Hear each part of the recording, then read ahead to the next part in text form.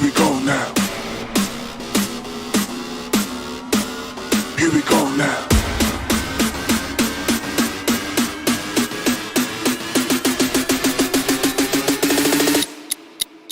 Here we go now.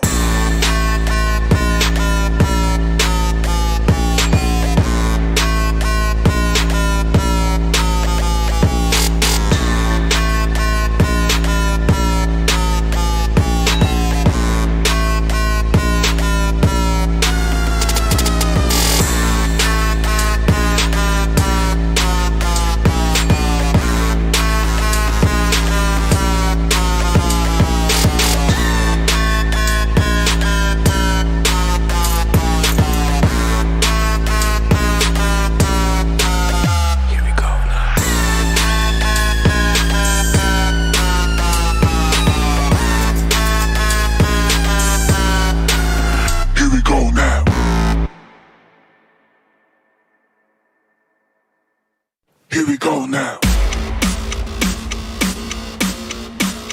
Here we go now. Here we go now.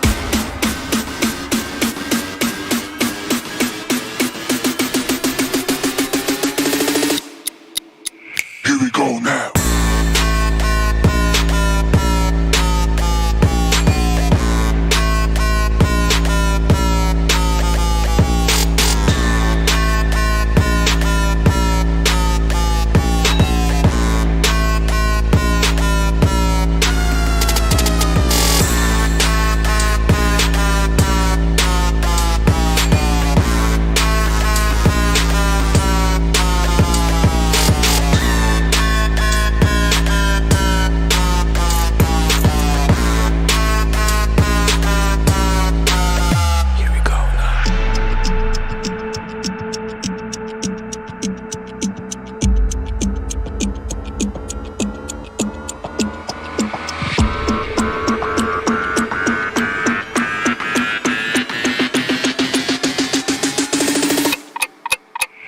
we go now.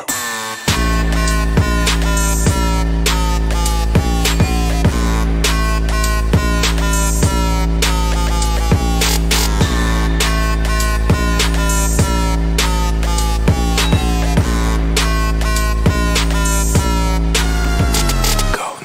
we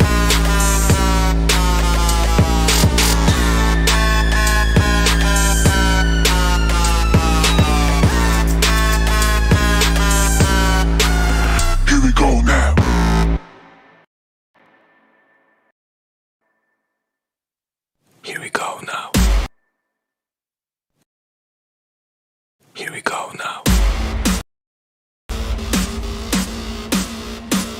Here we go now. Here we go now.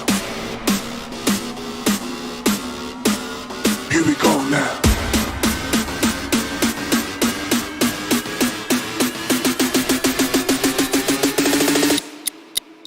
Here we go now.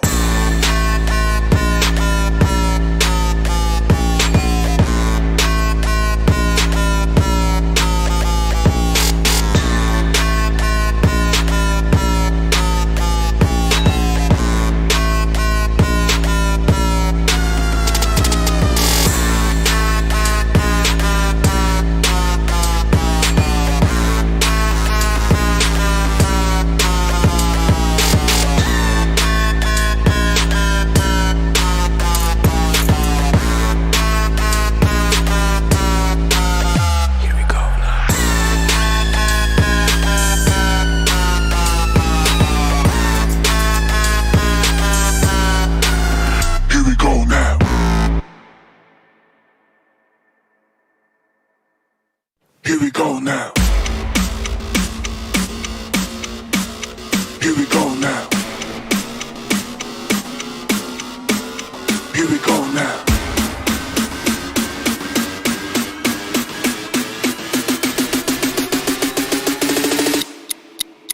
Here we go now.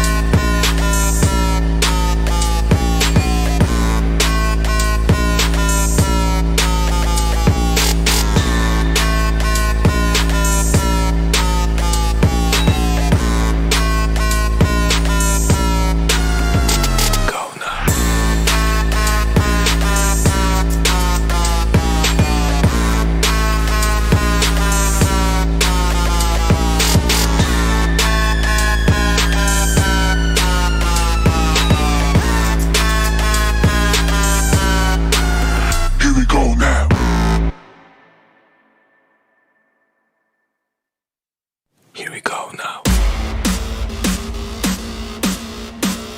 Here we go now.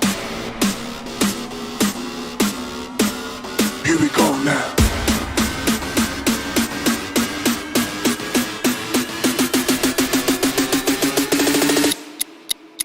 Here we go now.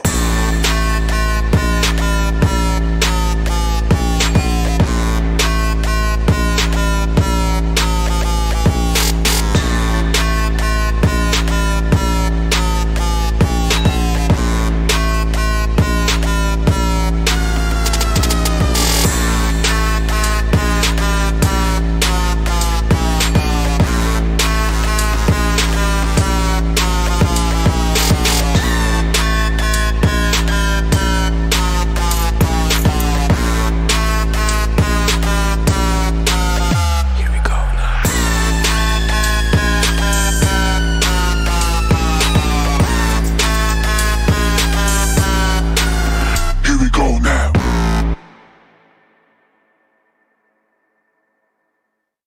go now. Here we go now. Here we go now.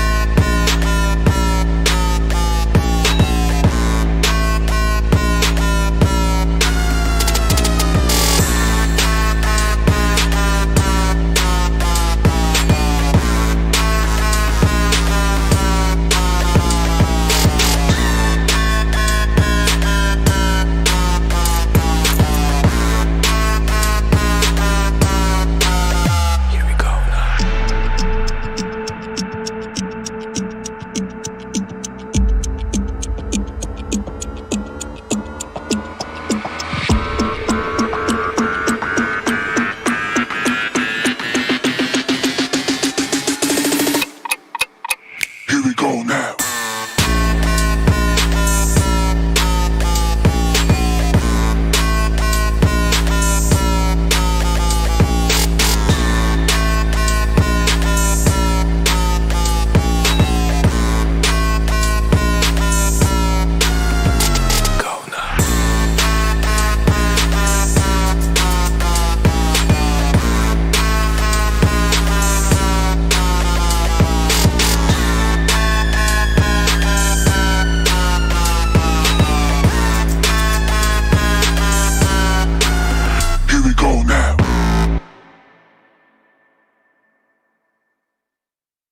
Here we go now. Here we go now. Here we go now.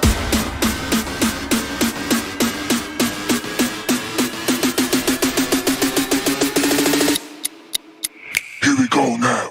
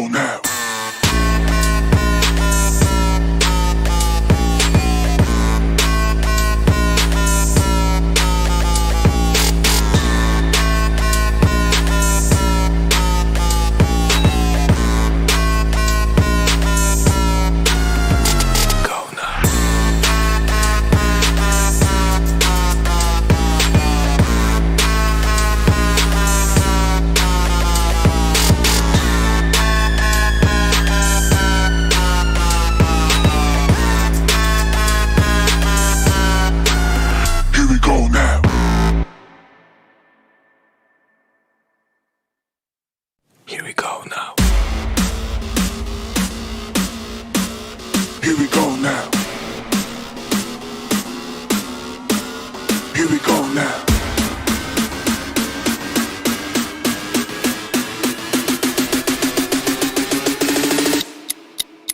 Here we go now.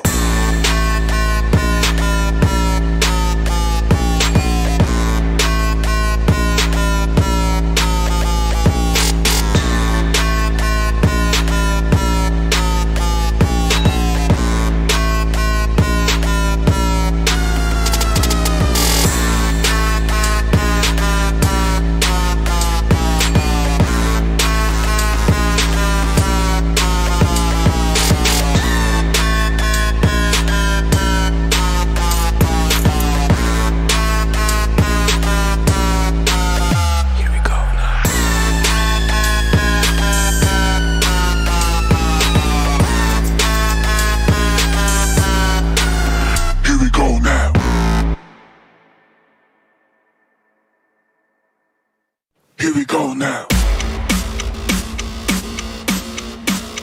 Here we go now.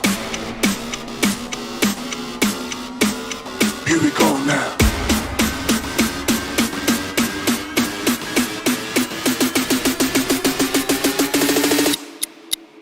Here we go now.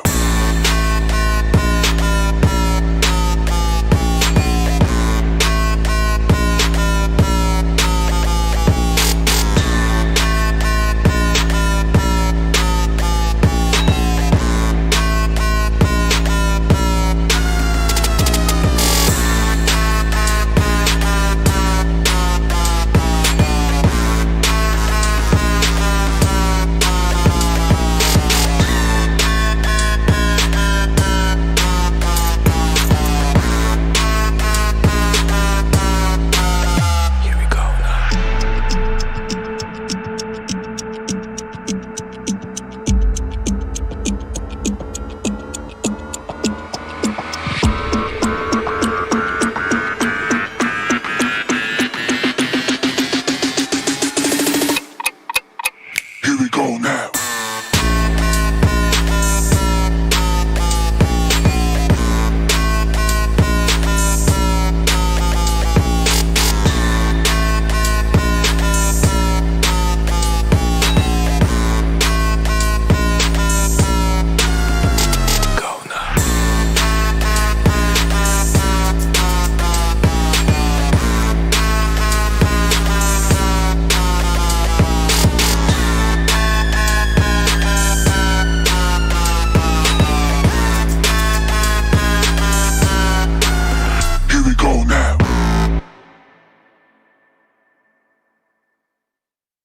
Here we go now. Here we go now. Here we go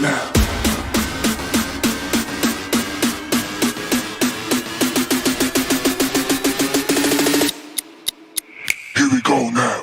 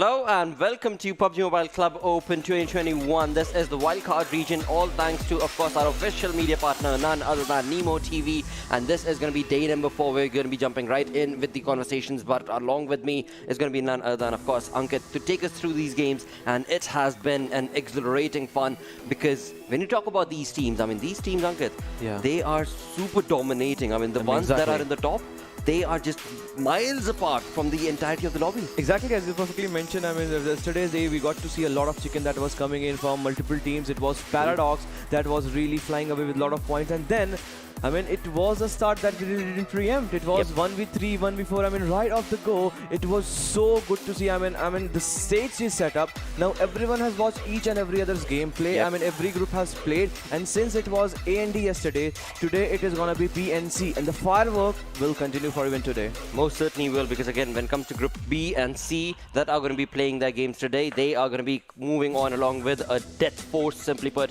along the entire lobby. And hopefully, few of these teams are going to be able to dominate against the destructive play that was showcased from Group A and D yesterday. But along with that, of course, as we move on with the story itself, we are talking about what the entire tournament is, where indeed we've got 32 teams in total who have been divided in, of course, the subgroups of A, B, C and D. And as the conversation moves on forth, there will be teams, only 16 teams rather, that will move in to the finals itself, Ankit.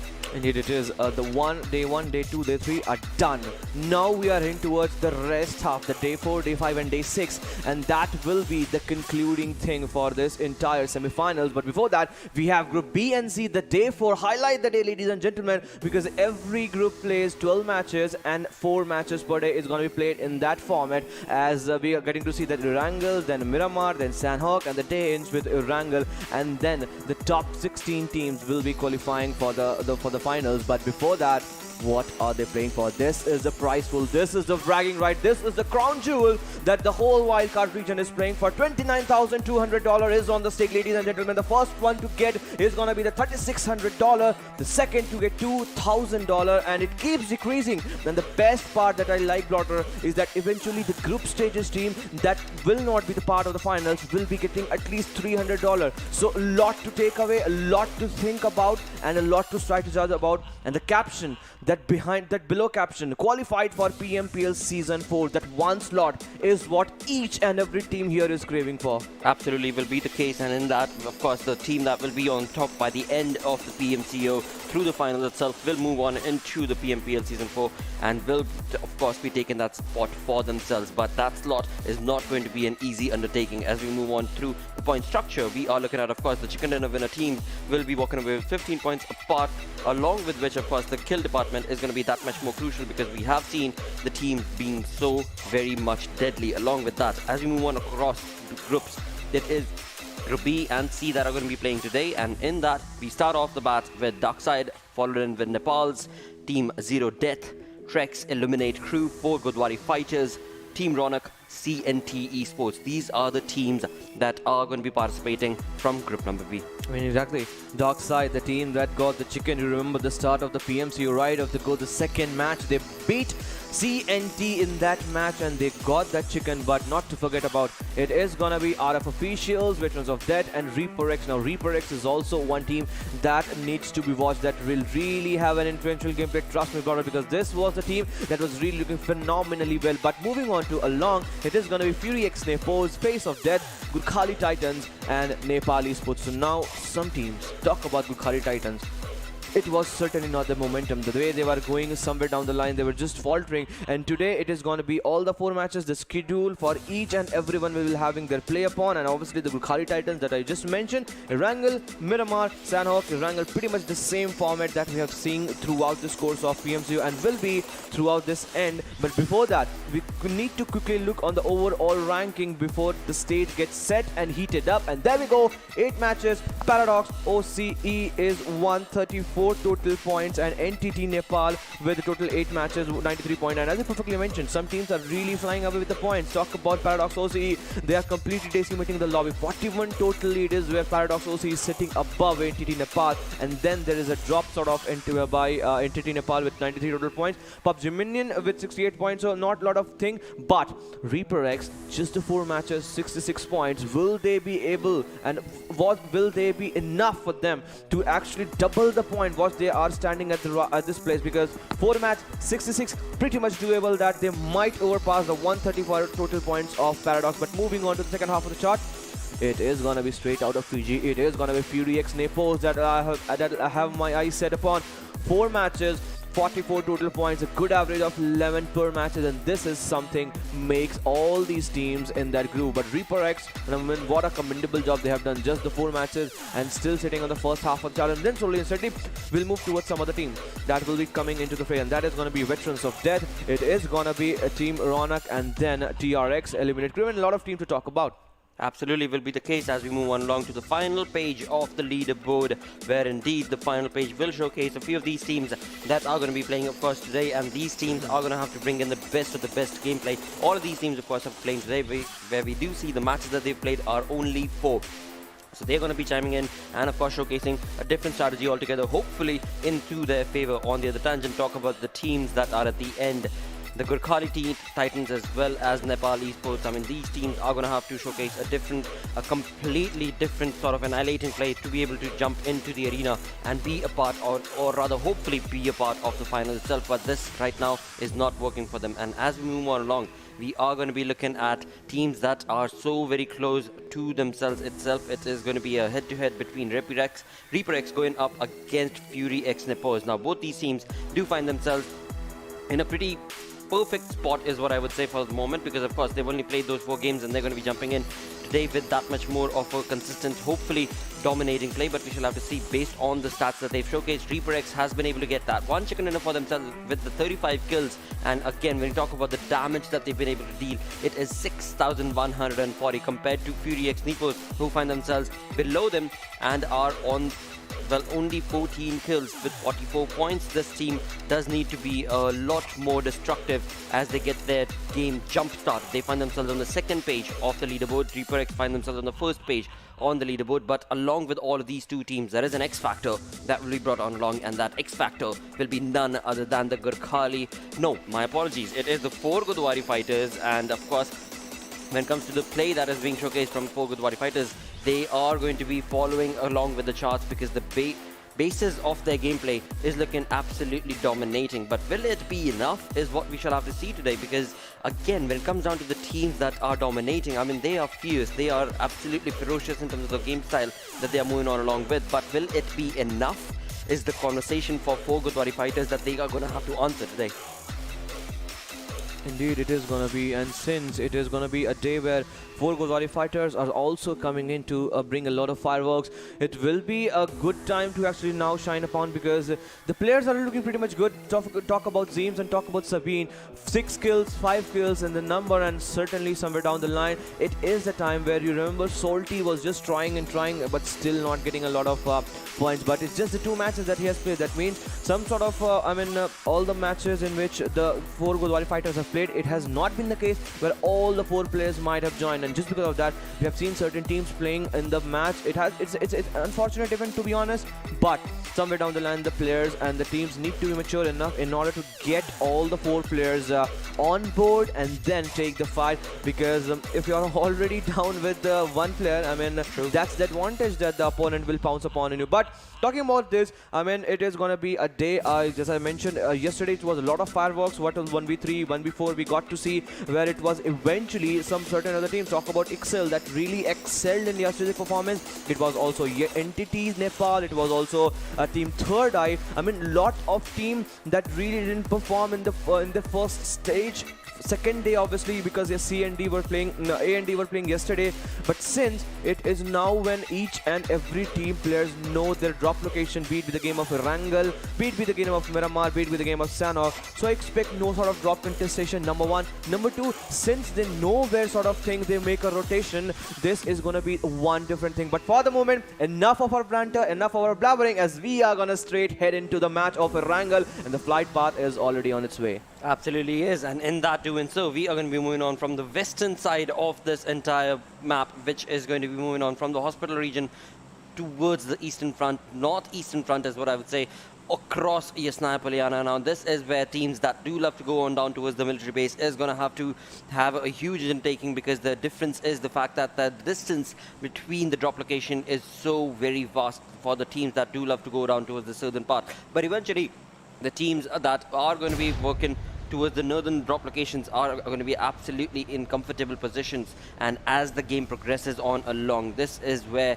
the final journey continues on. Every single game is going to count, and in that counting we have to keep an eye out for all of these teams, because of course every single team that is part of this lobby right here are trying their level best to showcase a dominating play. But will that domination be enough against the likes of course, these teams who are absolutely obliterating the entirety of the chart? We shall have to keep, and fingers crossed, simply put, for those likes to be able to showcase that sort of a performance. Right now, as we move the conversation into the game itself, we can see Trex as well as Team Illuminate very close to each other, and with that, the circle, the first zone being dominating, it is going to be comfortable for all of these teams pretty much, because it is a very generic circle that's been drawn, which is going to be based on the center of the map. Yeah, pretty much generous onto the players, as we just get to see. I was expecting some sort of notorious play right off the go, but this was certainly not the case. And there, Pachinki, I can get to see it is gonna be one team into the favor, and no, the fight is erupting into the Gatka. For all of a sudden, it is Eliminate 2 against Rex, and the fight is already on its way, as now Face of Death are just charging upon to the gliding player. The players are already into the air, they are airborne, and it seems that the players and the teams are completely on that receiving end, as now Fury X NEPALZ might be facing the brunt, and this is not looking good, as now FOD Face of Death is making a run. One player has been taken away from that buggy, and some unfortunate event is where Fury X NEPALZ players are getting stuck. Some players are also getting hammered through the machinery with which Face of Death are closing slowly and steadily. 2 kills right off the go. I mean, what sort of strategy were they trying to do? If you are trying to drop down towards the area of Pachinki, go and fight your heart out. Don't be in a susceptible position where you are eventually thinking at the end of the day where we might go, where we might not go.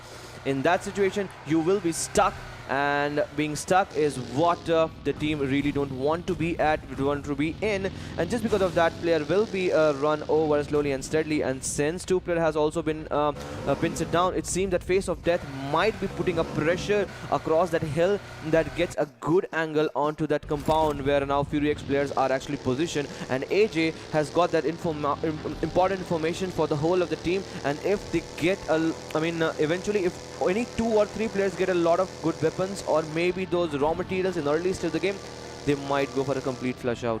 They most certainly will. There's no two ways about it. But Face of Death is going to be absolutely literal in terms of the gameplay that they're showcasing, to the name that they have. It is going to be the team who will get the first blood on this first game itself of the day. And along with that, when it comes to Face of Death, the playstyle has been absolutely favoring them. They've been able to accumulate 2 kills for themselves. Sadly, of course, the team that they were up against was not even dropped down onto their lone location, and has thus resulted in a bit of a tricky affair for themselves. But on the other tangent, as we move the conversation on, Trex was the team that we saw. Along with that, there is going to be another perfect contestation between the likes of Trex to his knees. Of course, he does have Adi right next to him, who is going to be just talking about it, have already.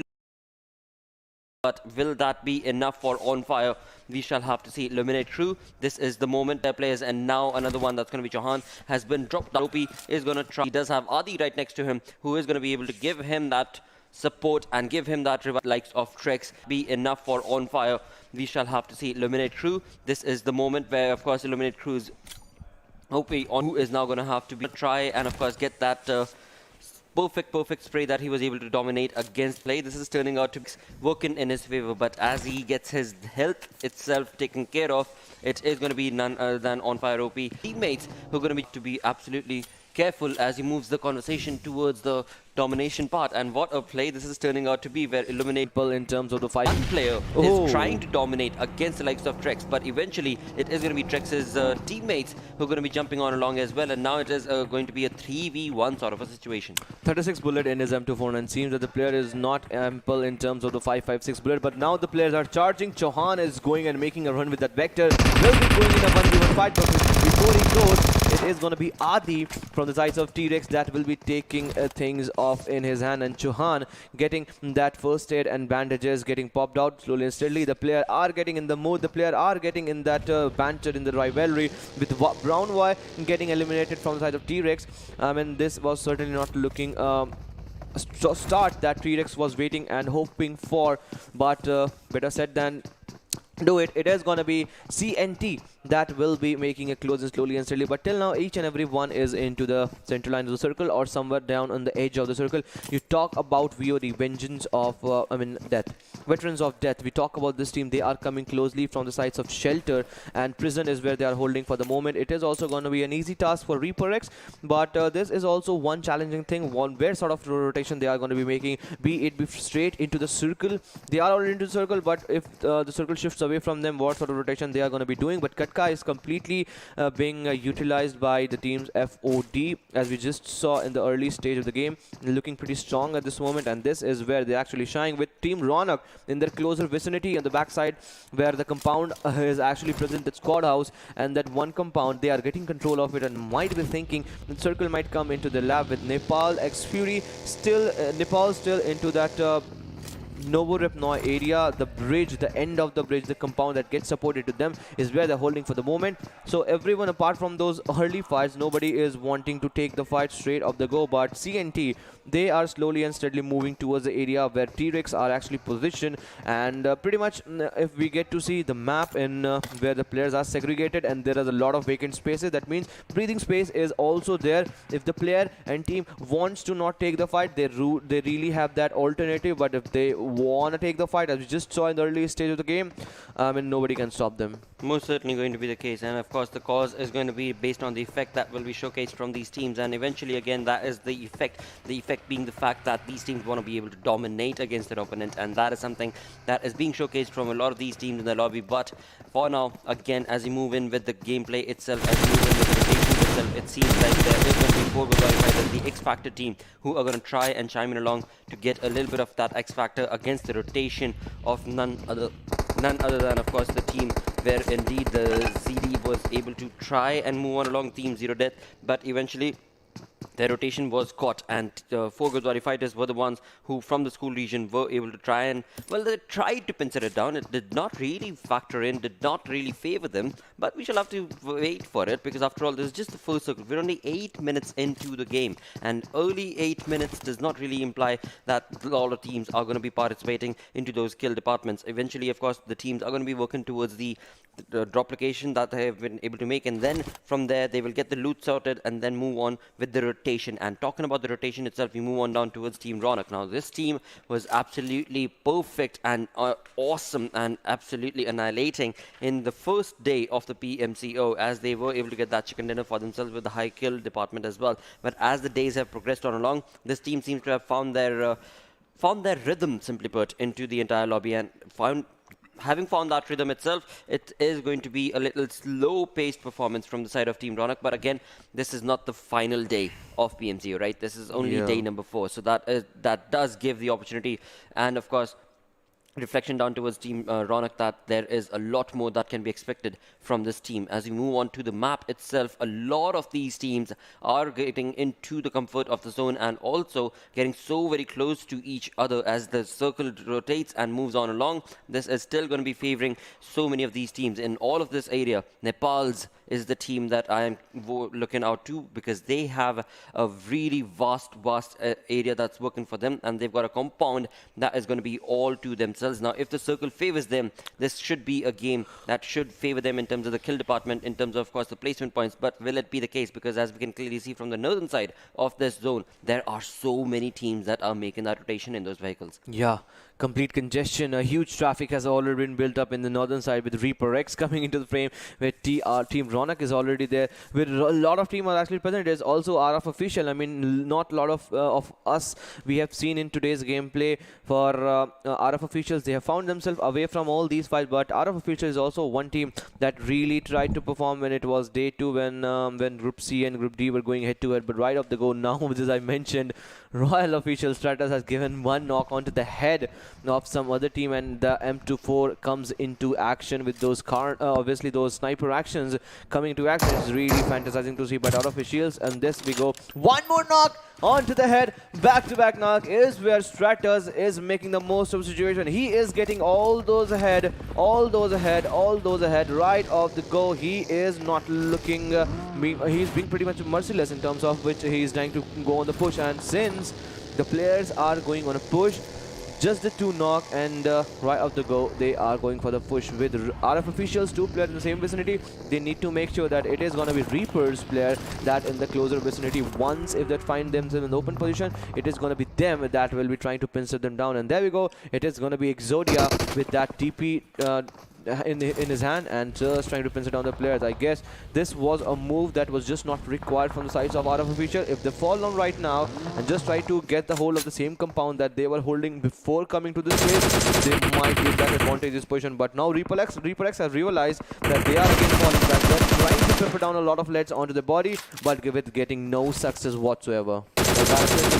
But eventually, again, when it comes down to Reaper X and their play style itself, they have the information against the players of RF officials. The rotation that was made from the side of Royal, it is going to be going against them, but we shall have to see if, of course, Reaper X will try and dominate onto this compound or not. They have the advantage based on the information as well as the positioning that they find themselves in, because they are the king of the hill, and in that doing so, they can very well create a very wonderful flank angle, and that's exactly what, from the looks of it, is being created from the side of Reaper X. And as they do so, RF officials also get themselves acclimated and aggregated in terms in this compound itself. But will it be enough to hold on to the push and the rotation coming in from the side of Reaper X? We shall have to see. For now, we of course do have RF officials on our screens, where all the players are just getting themselves perfectly set up, and of course are going to be keeping an eye out towards the hill itself that Reaper X claimed for themselves. But for now, eventually it is going to turn into a little bit of a stalemate situation, where both these teams are going to be absolutely quiet, but that is just the calm before the storm. And with that, the second airdrop being dropped on board, it is of course going to be including the AWM along with the level 3 kit. So it is going to be in the water area, though. This is going to be not easy for any of these teams, as we can see on the zone itself, and the circle moves away from the entirety of the region itself, and going to be again favoring Reaper X and of course the team of Royal. Now right next to them is of course going to be the team of Alcoholic, and that is something that these players from Ronak are going to have to try and capitalize upon, because they have been given the zone, but having the zone itself is just not enough. On the other tangent, you talk about Reaper X, you have Exodia, and he is moving away from his teammates as he tries to, of course, get towards a different team.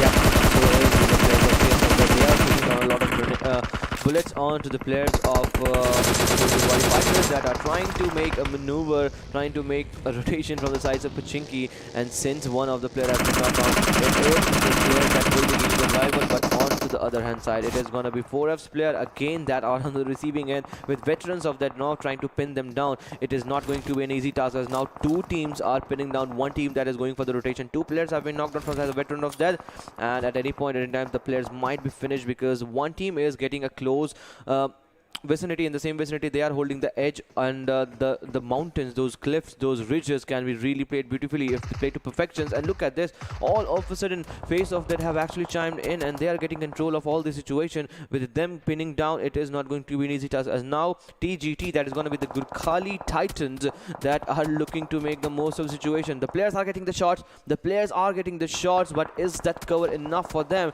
to actually hide themselves up into? It seems that no is going to be the case, as now Dipin is having his head out upon that those sand mines that are actually laid down. But since he is still not getting the knock, that means those things can be more tricky and trickier. But for the moment, it is going to be Illuminate Crew that is trying to make an entry from the southwestern side, getting a lot of shots, and eventually he has been knocked down. Well, not the play that, of course, this team of North Esports as well as Illuminate were looking on for, but not the Nepal Esports, sorry, is the one that is, of course, pincering down the players of Illuminate Crew. And Illuminate Crew, having had the information, sadly not being able to, of course, retaliate against it, has resulted in them being caught off guard. And it is sort of a situation where they were trying to pincer down another team, and another team has been pincering them down itself, and that's going to be Nepal Esports indeed. And in doing so, for the kill department, that has not yet been confirmed. Illuminate Crew will be able to get that revive onto their player, but they have, of course, lost one of their lads, and that is going to be very, very crucial as they try and move on along in towards the zone itself. From one side, they have their eyes out towards the side of Nepali Sports. Behind Nepali Sports, we can clearly see is going to be Royal as well, and this is where Nepali Sports can find themselves in a bit of a pickle, because that could be a butter situation, a sandwich situation that they could find themselves in. But for the moment, it is working for both of these teams' side. None of them want to be able to give away any of the information, and that is going to be absolutely an illuminating play that is being showcased from both these sides. Indeed it is. I mean, just to mention, it is going to be a starkly performance, as now Nepal Esports are just waiting and waiting. They know that it is going to be one team that might push upon them, and just because of that, they're just not getting that things right, because they are in that prone position. But now, since it is all those vehicles that are pretty much close towards them, they are going for the rotation, with play zone taking a lot of toll onto Trek's player as Chauhan goes down. But the circle has made a central shift. I mean, the western side of Pochinki is completely into the circle, so for the one more shift, if the circle doesn't go away from Pochinki, there is one more chance for the teams that can really have a good shy on the Pochinki compound. But trust me, brother, it is going to be an easy task for all the teams coming in from the western side. Talk about Nepal Esports, because they are not getting a lot of challenge to face, and there are a lot of good ridges that we can get to see from that mini-map that are on right hand side of the screen, top rightmost screen, and it is going to be easy. But certainly Nepal Esports are in a big massive split. If we just talk about that, one player is pretty much close in the vicinity, where it is going to be one team that is making a close in, and the other two are in some different direction. What sort of strategies I'm not able to digest properly, and not eventually even to understand. But Reaper X in all of these fights are now trying to take upon the TGT that is going to be the Gurkhali Titans. Grenades are being used just to get the opening knock, and it seems that now TGT might face the onslaught, as now Sanhok is just trying to come in, and it is not going to be an easy task, since they have made a slam in onto this ridge, knowing or unknowingly that the players were already present in there. They are going to be getting a lot of peppered bullets onto them, and since they are pretty much in close vicinity, smokes are eventually not helping them. Well, that certainly is going to be the case. On the other tangent, talk about Reaper X. I mean, this team we did talk about in the pre-game segment itself, and this team is absolutely annihilating in terms of the gameplay that they showcase. And this time around, it seems like their player is going to be left. Clam OP will not be able to give that revival, get that revival from his teammates. On the other tangent, when you talk about Reaper X players, Godawari right here is absolutely pincing down team after team. This is going to be, of course, a fight between TGT and Reaper X, where TGT is going to be at the receiving end. They are trying their level best, where AJ did bring in a little bit of that nade parade onto as the players of Reaper X Vardhan, but eventually Vardhan is the one who is controlling this fight, and what a perfect nade that was, that resulted in, of course, AJ being dropped down, and this has resulted in Reaper X walking with 4 kills, and that could very well be confirmed with, of course, Vardhan confirming that kill, converted into a 5-kill affair for Reaper X, and the game is afoot, where teams remaining are 14, and we're already 18 minutes into this game. Yeah, 18 minutes in the fight have all of a sudden started erupting, and with that Reaper X Vardhan going slowly and steadily. I mean, we have seen Vardhan's gameplay, if you remember, in this day 2, where in the game of Miramar he was actually looking gobsmackingly well, but since it is the game of Erangel, he is the one player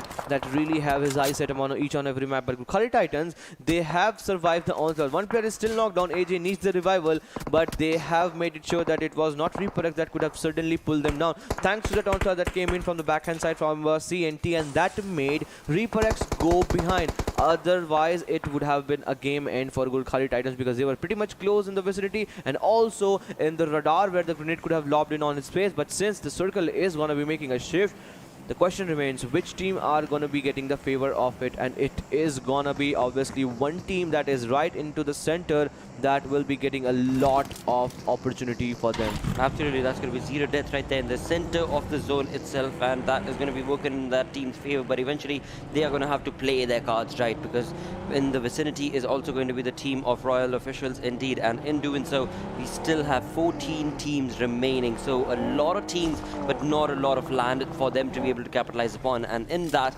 it is going to be the game that's going to now force these teams to take on those fights, and that's exactly what PUBG Mobile is all about. This, if the teams do not want to be able to take on the fight, well, the zone is certainly going to be forcing you. With that, we move on down into the game itself, where it is FuriX players who are taking on the players of course, FOD right there. And this has turned into a complete death that is being created and onslaughted on top of the face of death. And eventually, it is FuriX that is bringing in that domination. But will it be enough? Because now it is only one player remaining for the side of the team that is bringing in that onslaught, but they are faced with FOD's 3 players, and that is not going to be a conversation for him. Eventually, it is going to be Gara who is trying his level best, but eventually, it seems like he was not able to even get a little bit of that damage, and eventually, he has been able to not bring in that damage, thus resulting in him being on the receiving end. FuriX's final player is doing absolutely perfect plays for himself, and it is looking absolutely annihilating for the side of Face of Death to be able to dominate against him. But it seems like this is what was waiting for. It is Gara's perfect nade parade that has resulted in the team being annihilated. Panic Room being the demise of obviously the team, and FuriX NEPALZ making an exit, and Grenadier is what Gara standing at this moment. He got the tag after eliminating the last player from sides of FOD, FuriX NEPALZ, and just because of that, FuriX NEPALZ we can get to see eliminated at 9th or 10th spot with just 1 kill. With NEPALZ getting eliminated, certainly all of a sudden the match is changing its course, and all of a sudden in just 21 minutes we are left down with 25 players, just 25 players. 8 teams are there, but the thing for the matter is that a lot of teams are just surviving on 1 or 2 players. Talk about TGT, the players are running out the open. This is not the way you need to make a push. You need to realize, I mean, Choco, he was just loitering around like we do in the garden, and he will be punished for sure, as CNT Esports getting 2 kills and holding a good edge onto the southern side. If they take a good fight against TGT, retaliating against the last player, that is going to be the Ace. It is going to be an easy task, but Ace will be taken care of by ReaperX Vardhan, and 7 kill is what they are standing for the moment. And Royal Stratus again comes in as Royal Official. 1 more kill, and what is that? I mean, that crate was looking fantastically good. It certainly was. It certainly was. That is so very true indeed. With that, 7 teams remaining in this lobby right now. Out of officials, with just that 1 kill, have 4 players alive for themselves. Nepal, we can clearly see that Nepal Esports have 5 kills for themselves. And on the other tangent, talk about Face of Death, sitting on to 7 kills. And along with ReaperX on the same number as well. So a perfect play and perfect spray being turned out into the favor of these teams. But eventually, we shall have to keep an eye out for ReaperX, because that team is absolutely dominating when it comes to the playstyle itself. And as you can see, it is once again ReaperX being chiming in along with the kills department, and CNT being none the wiser, making a rush in the open, making a push on into the zone in the open is not going to favor them, and it is ReaperX who were very patiently waiting to take on the fight and get that kill department working in the favor. So quickly we can see that Royal Officials are also ones that are absolutely Ronak and there's going to be a Jerry God who has been able to dominate against 2 players of Royal Officials. What a perfect spray that was created from the side, and eventually Nepali Sports chimes in along as well, and thus resulting Team Ronak will be able to still be surviving. Team Ronak at any point can be eliminated, as because it was Nepal Esports in the same vicinity. 7 kills is what they're standing at this moment, and also it is going to be ReaperX with 9 kills. I mean, these are the 2 big teams that really have a good chance to get that chicken, but since Alcoholic is now retaliating with those grenades, Alcoholic is getting some knocks. But with that grenade, it has not only resulted him getting down to 10 HP, but has certainly dismantled the exact position where Koopa RP is just flying.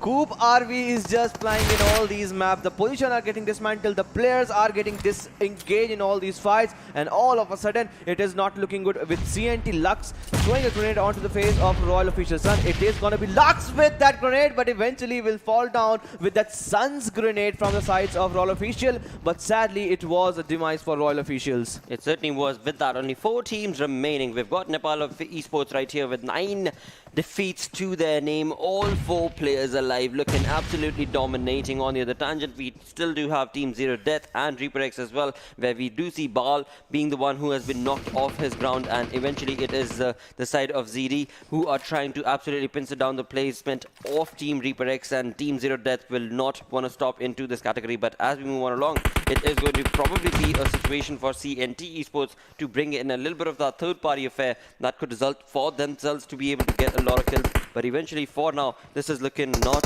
in favor of Team ZeroDeath. Indeed it is. Team ZeroDeath not looking good as moment as now. Smoking is finding himself in the position, but he will eventually give away his positioning, just trying to take the last player down from the side of ReaperX. ReaperX all of a sudden looking strong at this moment, as they were looking strong from the go.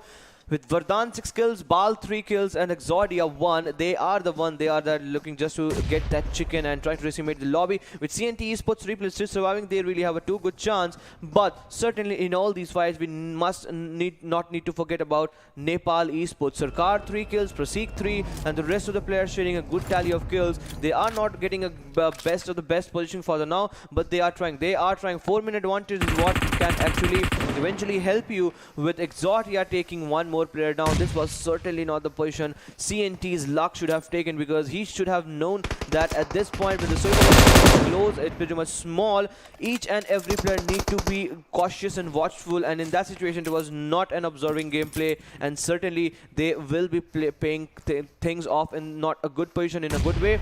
Baal, Exodia, Vardhan charging in upon to the players, and slowly and steadily they are getting the advantage of this ridge. And since Nepal Esports don't have the best of the best positions, they are making a lot of noise in all this situation. It may be a situation where ReaperX might be sandwiched, because from the right hand side, if Nepal Esports try to dominate onto them, and if CNT tries to take the revenge of the last player that was taken down from sides of ReaperX, the game might end for them. But Exodia getting the flank angle from the right hand side, it's pretty much close, and is duly noting the rotation. He is knowing that there is a thick smoke cloud in which the player is hiding themselves, and with Vardhan getting rid of all the obviously the backpack and the attire, he is trying to get the info from the left hand side. Salty is pretty much close towards him. On the other side, we are getting to see a beautiful hawk's eye view from the side of producer end, and this is somewhere down the line. We need to realize that there are a lot of ridges that can be played, and certainly it is going to be helping Nepal Esports only if Exodia is to be stopped. Absolutely, ReaperX certainly in control when it comes to the contestation, but eventually they find themselves in not the comfort of the zone itself, and that is going to be favoring CNT Esports for the moment,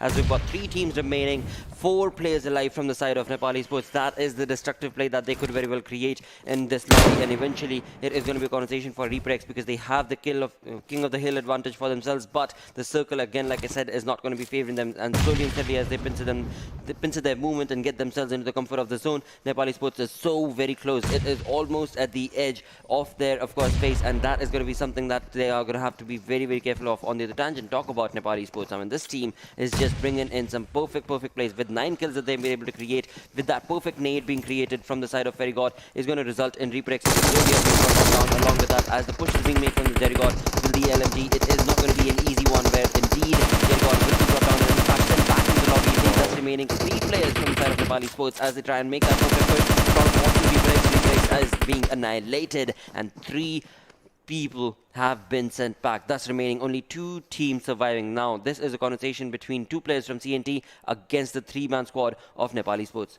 Definitely anywhere the match can go, but certainly Nepal Esports getting a lot of info, getting a most advantageous position. And look at the split that is coming in from the side of CNT Esports. Salty getting that right flank angle, is pretty much close towards the side of where Praseek is actually positioned, and Praseek goes down with that UMP spray coming in. And if Freak gets one more knock onto the player, beat be Warrior, beat be Sarkar, it can be a positioning, it can be a moment where CNT Esports can get the better of it. And look at the flank angle, look at the backstab with which Salty is going in. He's trying to spot down the player. DP is onto his hand, but before getting that knock, he has sadly given away his position. But Freak is also chiming in all to this fight. Right of the goal, this lad has been the man to go. This lad has been the man to make a move, and he has made a move as Sarkar now falls down, and it seems the whole of the government for the sides of the Nepal Esports will be falling things apart in this match for them, and it is not looking good. The players were looking strong, but since one player has brought a lot of domination, it was Freaks with that important 2 knocks, and now it is all of a sudden where he will be, before finishing things off, will be trying to finish him there.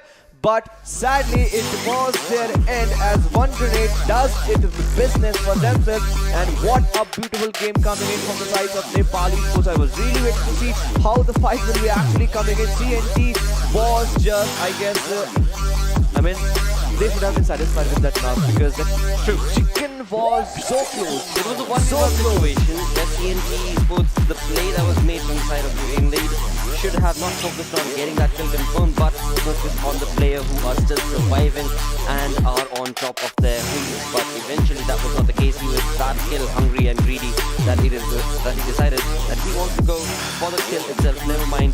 And eventually, of course, TNT will not be given that chicken dinner, but of course the aggression that was showcased from the side of Nepal Esports were absolutely decimating and destructive.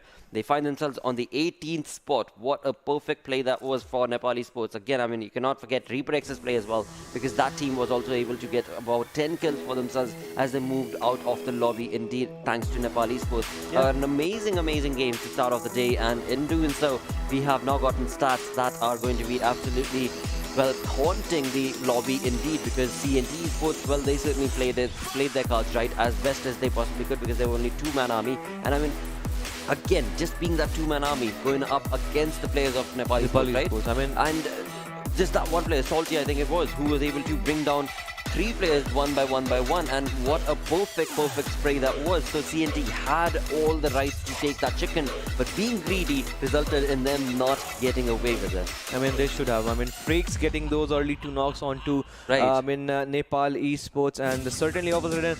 I was just waiting. I mean, can he do that 1v3 situation? Because Salty was trying to create that flank angle, tried to give the DP shot, if you just remember that just last moment, but eventually not getting that knock, but eventually falling himself off. But it was Freaks that was really doing the business for CNT Esports, and as you perfectly mentioned, he shouldn't have been that greedy, else chicken could have been the way. But for the moment, it is going to be the most valuable player for this match, and we are getting to see maybe that player that got a lot of kills. And not only kills, it was a damage and assist and also healing done. A complete power pack game coming in from the sides of ReaperX. Sadly, there was a demise thanks to the sides of Nepal Esports, the team that really got the chicken in this match. A high fraging game for them, but nothing taking away from this player. I mean, this was the player that was looking good right off the go. The players were actually looking good with one player on the loss. The rest of the 3 was just playing phenomenally well, with Vardhan getting the MVP, 996 damage, 6 kills, 26 minutes survival time, and Bal coming in also. That showed that what sort of dominance ReaperX did, but sadly they didn't get the chicken. Sadly, that is certainly going to be the case against them, but hopefully as the game progresses on along, or rather as the day progresses on along, there will be a different result that will be showcased. Talking about the top players coming in from this game, we do have, of course, ReaperX's Vardhan, followed by his teammate Bal coming in onto the second with 4 kills and 6 minutes 62 damage, followed by Nepal Esports' Parsec, and he got 4 kills for himself as well. And that concludes the top players as we move on through to the match summary, where we've got, of course, ReaperX's players Vardhan as well as Bal chiming in, along with, of course, the players of Nepal Esports. Just these 2 teams that have been dominating and, of course, bringing in that place for themselves. Nepal Esports played their cards right, found themselves, of course, on the 18th spot with a lot of kills in this game. This team is looking like a destructive force not to be reckoned with for the entirety of the day, but we shall see if that will be the case or not, if that will be the story that Nepal Esports will be creating for themselves. We don't see any CNT players out here because they were out of a fight with, I mean, for a lot time. It was just the last moment where they were looking pretty strong, just trying to dominate the players, and it was, as we just got to see, it was obviously Freaks and Salty trying to get the better half of them, and just because of that, we are getting the match ranking. Nepal Esports, 13 total kills, 15 total placement points, accumulating a total makes a total of 28. I mean, this is a lead, this is a big leap that they will be making, but ReaperX, not to forget about 23 points, is eventually will be helping them, because they were at the end of 4 matches still on the top 6 position, and this will certainly helping them get close and close towards the lead, with which the team above them are standing. But certainly this was not a game for both Godawari fighters. The team Darksyde that got the chicken in the day 1, the opener of the PMCO in the game of obviously the Miramar, but certainly this time they did fall down. Some point was shared between the 2x NEPALZ, 2x NEPALZ, but that was just a mediocre point. That was 2-1. That might look Minion in terms of the total point that has been shared by rest of the lobby in the overall ranking. As we get to see, Paradox OC is still on the top, with ReaperX getting 23 points from this last match. They have made a big jump from 6th to 3rd. I mean, this is looking pretty much strong for the moment. From 89 to 134. will they be getting their way through? That is going to be the question of the hour. Absolutely will be the case, but we shall have to see if that will be resulting through the end of the day or not. For now, as we move on to the second page, we are looking at 4 Godawari fighters who found themselves on the 16th spot. This time around, I mean, the gameplay that they showcased did not favor them whatsoever at all. But like I said, once again, I mean, as the day progresses on along, we can certainly keep our fingers crossed that maybe and hopefully things will change for them. And as we move on to the third page, we are being faced with, of course, Team ZeroDeath being on that 20th spot, along with Nepali Sports, who have been able to jump up to the 18th spot with that chicken dinner that they were just able to get. And again, I mean, 16 kills in total. All of the stats just from this game have worked in favor of Nepali Sports and have absolutely decimated their previous stats, but we shall have to see if that will be the case and the story as they move on along. Moving on to the 30th position, it is the Gurkhali Titans and of course NEPALZ, who find themselves on the 29th and 30th spot, not looking too good. Same of course can be said for Face of Death. We saw this team try and bring in some aggressive plays, but will that be enough? I mean, it's not going to be an easy task, but hopefully things will change as the day moves on along. With that, game number 1 is taken care of. We've got 3 more games remaining for the day, but before we jump into game number 2, we're going to go on a short little break. Stick around, we'll be right back.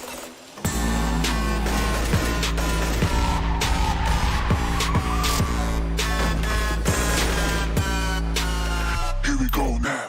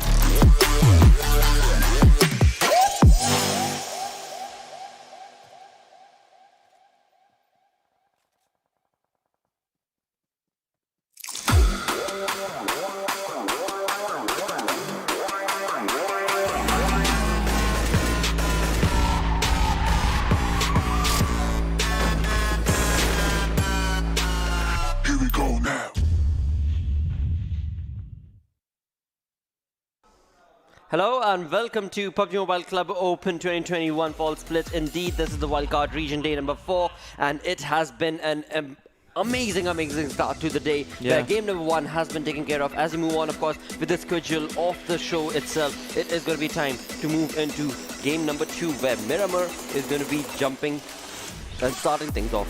Indeed, it is going to be. I mean, the day number 3, day number 4. What start it has been for the day? I mean, one team, Nepal Esports, getting that chicken, and then it was C and D, and certainly all of a sudden, Miramar, Sanhok, and Erangel looks pretty much fetchable for all the teams. We just talk about that, but it seems that we are getting a call from our producers, and we are jumping in straight off this match of this desert island, and that is going to be of Miramar, and where we're getting to see a lot of gun battling and fighting and actions. And since the map is already on its way, we are getting to see the flight path on our TV screens. Right off the go, it has dissected the map in 2 equal halves. It most certainly has, and that is what the case has been for the moment, where indeed when you talk about the gameplay being showcased from these teams is absolutely phenomenal. But now, as the flight path is going to be dissecting the map itself into equal halves, this is where the teams are going to be given that advantageous position, where eventually they are going to have to try and be absolutely in comfortable position, and in trying to do so,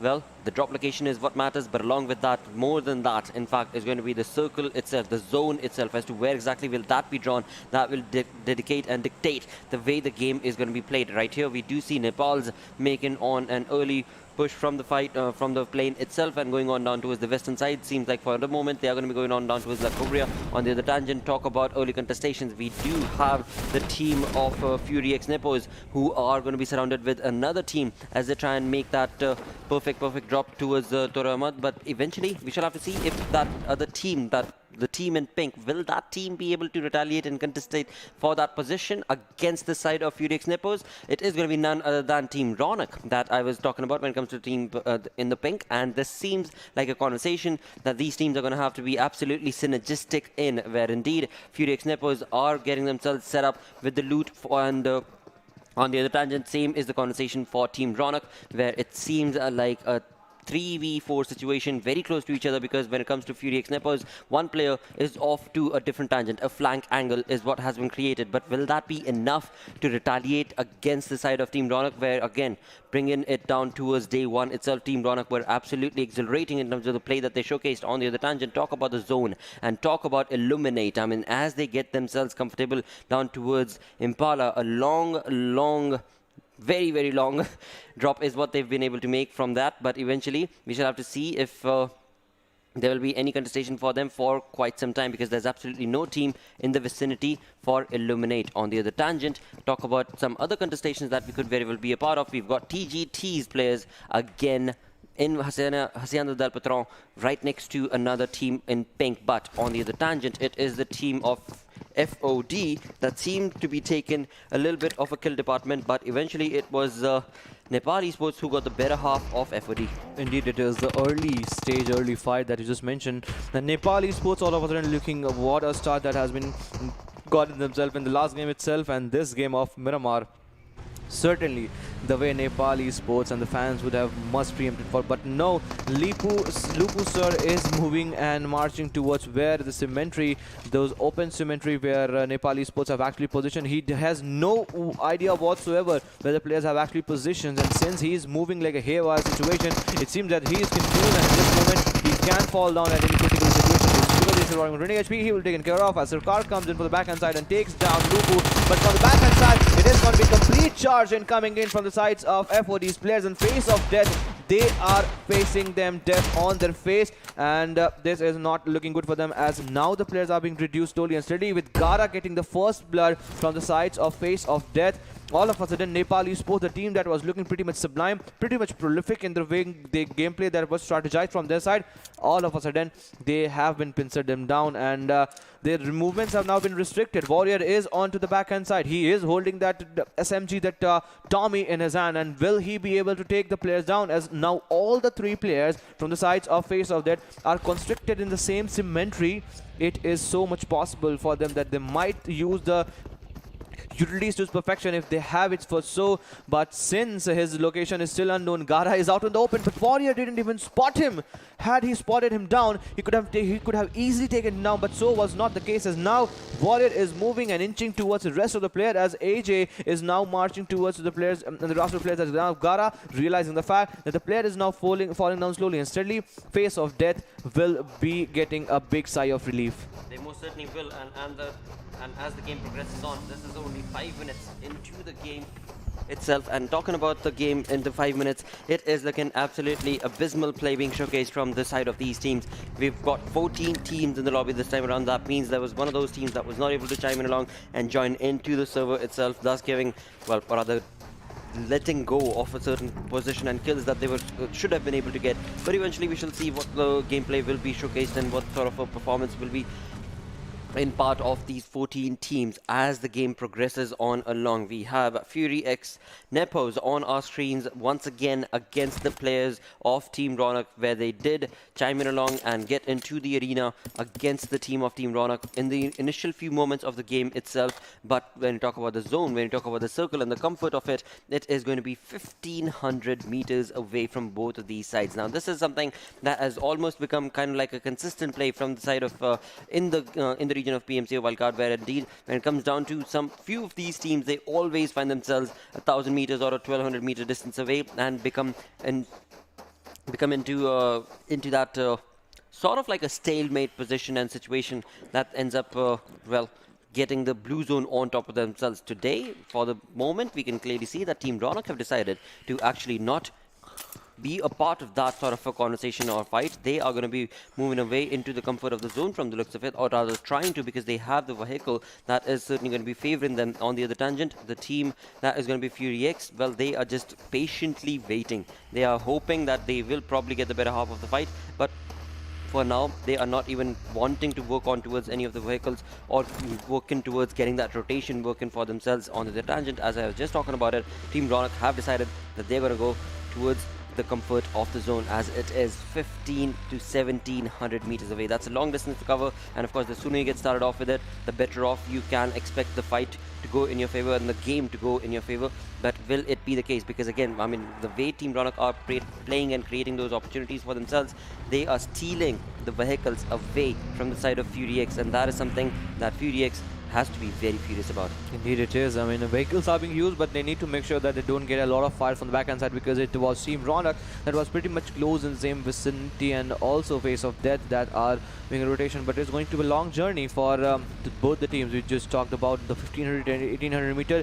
It is also not going to be a very big journey for 4F. That is going to be a 4 Godawari fighter, but slowly and steadily they are making a move into the zone. But there's a lot of vacant space. If you talk about Junkyard, Minas, La Bendita and complete Lost Leonis is just barren, is just open. I mean, this is up for grab if anyone wants to come in. Each one of the teams have a really good shy upon their chance, but Reaper X, it seems that they are missing from the lobby, as we don't get to see playing in this match. I mean, they have been playing really good for the moment, but it seems that they have now missed the lobby. That means that gives a lot of chance for the rest of the lobby to just come up. Just talk about the other teams that were trying to make a comeback. Talk about Nepal Esports, talk about CNT. I mean, a lot of sigh of relief is what they can expect for the moment. And just being said that, it is going to be some more teams that are coming slowly and steady. Talk about Illuminate Crew. I mean, they are also looking strong at this moment. T-Rex also coming and chiming into Lost Leonis City, and they are expecting the center to be moving and coming around the same city. And if that happens, that is just gonna be one thing that will be favoring them, with Team Ronak going from left hand side and FNZ. I mean, what sort of settlement this has been done? One team is going to the left hand side, has taken their exact left for the city of El Hazard. They are making an entry. Team Ronak could have been in a real trouble, because El Hazard is not a city that is not up for contestation.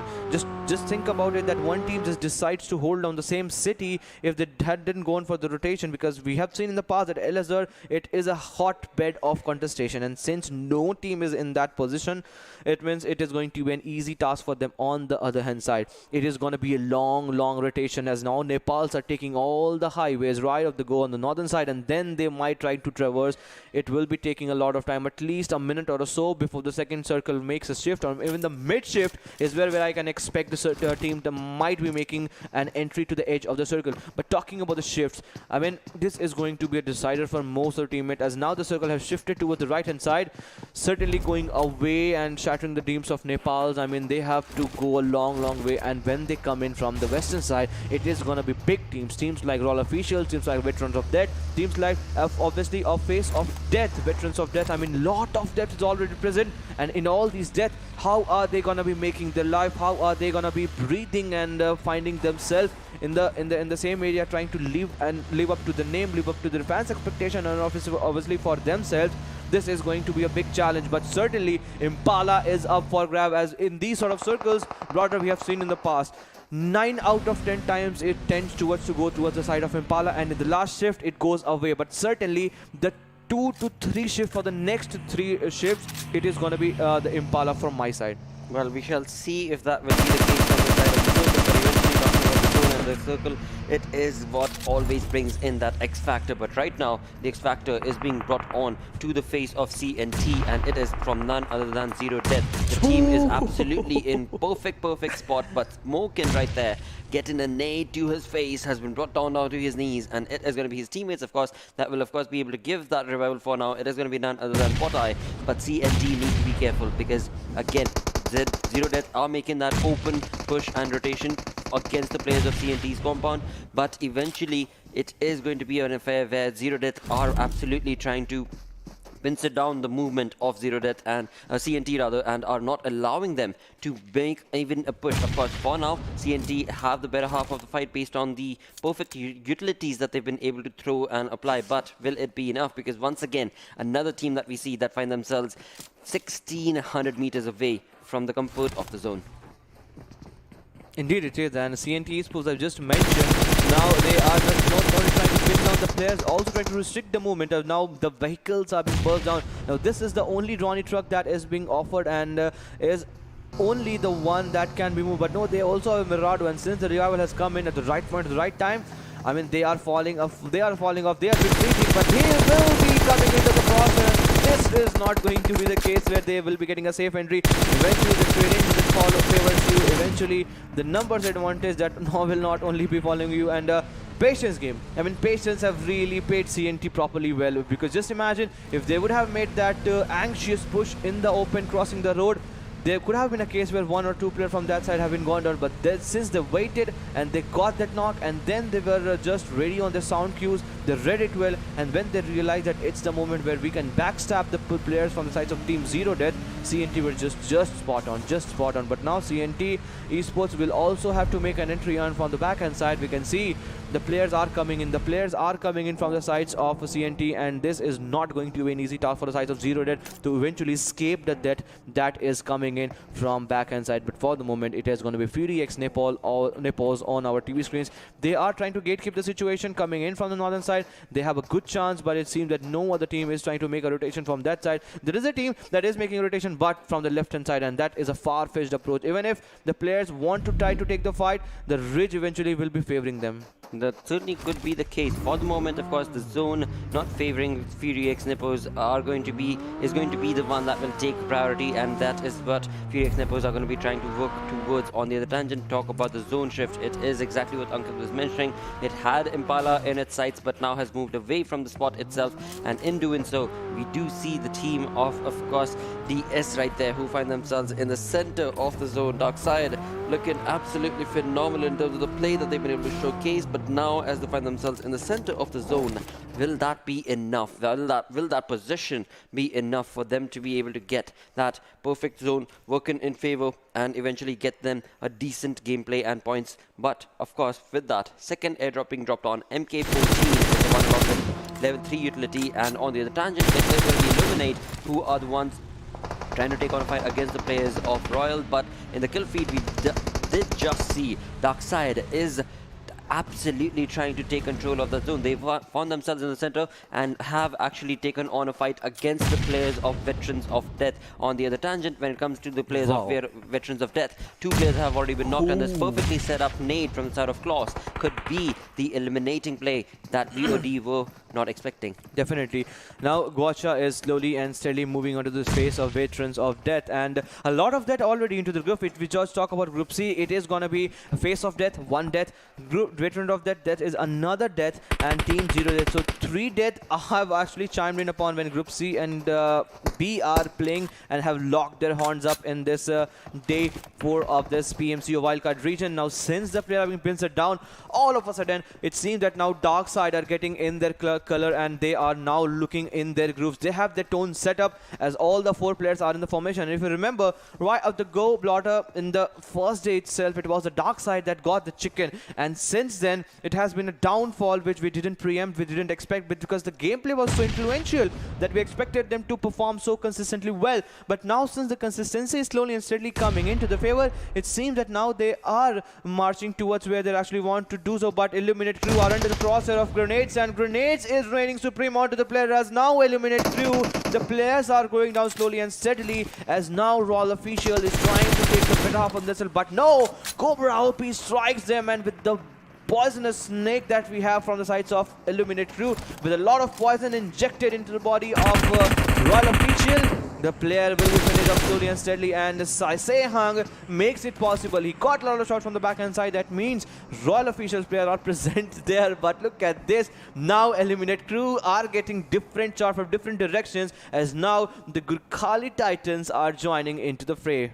They most certainly are, and in doing so, this is turning into quite an interesting fight right here, where indeed 14 teams are still alive with 15.5 minutes into the game itself. This is looking like a play that was absolutely in the making, and in that there are a lot of teams who have been able to get a lot of kills for themselves, but will that be enough when it comes to the point structure itself? Because again, all these teams we can clearly see are trying their level best, from Illuminate to Royal Officials to Team Ronak to the others, but there will only be one team that will get that chicken dinner. And in that chicken dinner conversation, there is a lot of contestation for now, wherein when you talk about what's happening on the screen itself, we do have Royal Officials going up against, or trying to go up against, the players of Illuminate Crew. Royal Officials, Zeno as well as Sun are creating a perfect flank angle, and of course Moko on the other tangent is going to be the X factor against Illuminate Crew. But will it be enough, and will it be able to favor Royal Officials is what we shall have to see. And on the other tangent, it is going to be players face of death that are going to be bringing in a third party situation, or can bring in a third party situation. But as that progresses on along, it is going to be the players of Darksyde who find themselves against the players of 4 Godawari fighters. 4 Godawari fighters have already gotten that 1 knock that is going to be on Zeem's Gaming, but eventually he will be given a revival. On the tangent, talking about Darksyde, well, they are not looking good. Klaus has been brought down to his knees. Nade Parade are being showcased from the side of 4 Godawari fighters, but now it is Klaus and his teammates, and that is the response, or rather what is the response that they are going to be bringing on the other side of the map altogether. It is Team Ronak that is going to be absolutely annihilating the play of Furies, and that is looking absolutely perfect play, because Fury X is not able to retaliate against the perfect spray coming in from that team. Indeed, it is 4 Godawari fighters looking strong at this moment. They are making a move from the northern side, and not only that, they are restricting the movement of a lot of team. Since both the teams are making a parallel move, a parallel entry, it comes down to which team gets the better half of the other team, and it's not going to be an easy task for all the teams, because it is going to be 4 Godawari fighters. Some of the players are already positioned into the circle, and some on the backhand side, just making sure for the teams that are on the same vicinity and in the same area. But the sprays are on, and the reigning supreme. The teams are also looking good for this moment, as now ZeroDeath is going for the rotation. It seems that it might be a bloodbath that we might expect, with NEPALZ STHA going down thanks to the downfall that is coming in from the sides of Nepal. The fight is pretty much on as we head towards the 18th minute of the circle, and now Darksyde is in the crosshair of the players of Captain Blood, where he's the only man surviving from the sides of Team ZeroDeath. It seems so. It might be a game, and you remember the fight between them and one team that Wick pushes him down, and since it is going to be Darksyde, will he be able to survive the onslaught? Because he has a golden Mirado, he has been actually spotted down, but now from the backhand side, It is gonna be the other team. It is gonna be 4 Godawari fighters that will be taking the better half on themselves, and it seems that now Darksyde knows this fact because now they are not using any sort of securities onto the same player. That is so very true indeed, and ZeroDeath, being none the wiser, have been given a third party against them, and that are 4 Godawari fighters, as Ankit just mentioned. A perfect spray being brought on along against the players of ZeroDeath indeed, as they were trying to make a push to the compound of Darksyde. As the game progresses on along, we are left with 13 teams remaining, and this is where NEPALZ are trying to chime along against the players of TGT, and this is not looking too good for TGT because they find themselves out in the open, and being in the open is not the way to play, but eventually that is the position that they are in, and Godawari Titans, they're going to have to be better than that to be able to retaliate and push on into the zone itself. But as they do so, they are surrounded with so many teams around them. We can clearly see that TGT's players themselves are a bit spread out itself, where Choco is out onto the back angle, and NEPALZ are the ones who are absolutely being destructive in terms of the play that they are making. But will that be enough to be able to stop the rotation coming in from the side of TGT? Because of course, when it comes to NEPALZ, as they make that perfect spray onto TGT, they have also given away their own information, and we could very well anticipate another team that is on the minimap. We can clearly see they could be brought down to their knees as well as NEPALZ make that rotation into the zone, because on the minimap right now they are looking on towards those purple squares and purple circles, that's going to be the team of TGT, but right next to them is going to be CNT. Indeed it is. CND not in a good spot, and one player goes down. Freaks goes down, and remember this guy in the game of Erangel, he did that 1v2 affair. He was pretty much close to get that chicken run. Since it is his loss, it's not only his, it is going to be the team's loss. But in all these losses, Trex is the one team that has been sent back to the lobby thanks to the onslaught that has come in from the sides of Eliminate Crew, and all of a sudden, since Eliminate Crew has not been in the thicks and thins, and now they're trying to come out of that predicament, it is looking pretty much cataclysm for rest of the lobby, as now they're trying to retaliate with veterans of death going down. Already a lot of death team has been eliminated with death in their name. They has certainly let them down, but FOD making a move into the circle. They are also looking good at this moment, but look at the rainbow that has been formed in the center line of the circle. We have orange, we have pink, we have baby pink, we have purple, we have grey, and a lot of colors, and in all these colors it's the only red that is being splashed in this desert. That most certainly is, and in that we do have 10 teams remaining into this zone itself, with 21 minutes into the game. Now it is going to be an all-out war for these teams. 4 Godawari fighters are trying to take on the players of CNT. CNT was the team that was able to absolutely pincer down the rotation coming in from the side of NEPALZ, but now they themselves are going to be stopped in their tracks, as the other teams are going to be stopping them to move on into the comfort of the zone. And as we move on along into the game itself, it is going to be Eliminate's players who are raining down lead onto their opponents with the compound comfort. They are absolutely pincering down the players of Team Royals as well as the others right next to them in the vicinity. 5 kills for Illuminate have already been confirmed, but will that be enough for them to be able to get into the perfect top 3 position? We shall have to see. On the other tangent, talk about Team 4 Godawari. Indeed, because that is a team that has been trying their level best to push on against the compound of Darksyde, but it is just not working in their favor. And now 4 Godawari find themselves not only in the crosshairs of Darksyde, but also the team of RF. And look at this, no team is surviving with 4 men alive. That means each and everyone has gotten a huge amount of rent. Talk about Illuminate Crew, talk about Face of Death, talk about Darksyde, talk about RF officials. Each and everyone has lost their one player at least, and in doing so, it is sadly that Nepal Esports and teams like TGT, the team is just surviving. The Godawari Titans is just surviving with the one player alive, and we have to still wait and see because the fight is still on. The TGT's players, the Godawari Titans players are in the northern side, out from the circle, and presently closer to where we have gotten to see Illuminate Crew's player, Darksyde's player, and 4S player. And how is it going to be? What sort of approach is going to be let down from that side in order to get away from all these fights? This is a thing that we need to talk about. But out of officials, they are making a move. The last player, Smoko, is getting a lot of kill. Not a lot of in terms of what he have gotten till now. He is trying. He is really trying, but he is up onto the side where the players are pretty much in the same vicinity. But now 4 Godawari fighters are trying to the zone, and just because of that, we are getting to see a lot of players being fight down. And not only that, it is also out of official that is trying to make a move into the circle, and just because of that, he has to take these fights, and that was so much obvious for them and not so obvious for Team Ronak, as Alcoholic has gone down. Domination mode is where for Godawari fighter Sabine GG stands at this moment, as now Sabine GG makes a move into the zone with the leader GG from the backhand side. The player is going all in all berserk in this moment. Darksyde, all of a sudden, the team that was looking strong with 3 players alive, they are now being pressured to do the heal battle. Well, just one final player is surviving for now. It is going to be trouble right now. And in that, of course, the compound has been their favorite and working in their favor. But Circle most certainly has not done the case. On the other tangent, Team Ronak are the ones who are right now taking a fight as well. As we move on down to 6 teams remaining. This is like an absolutely ludicrous turn of events on this map of Miramar, where it is going to be Godawari who will get the better half of Darksyde's final player. And Darksyde is going to get eliminated on the 6th spot with 2 kills for themselves. But journey for Godawari continues on fourth. The fighter skill is, I was just about to say, the fighter skill is working in their favor, but leader GG, that Molotov, that throw, that was just the most absurd gameplay ever indeed. And of course, he was able to almost burn his health down to 50%, but thankfully, he has not been knocked, so they will be able to make a push against the team. But eventually, when it comes down to the play zone is not going to be favoring them, and as they make that rotation to try and get into the zone, Team Ronak will get the better half of them. Indeed, it is Team Ronak getting the better half, as is perfectly mentioned, as now they are trying to pin down 2 players.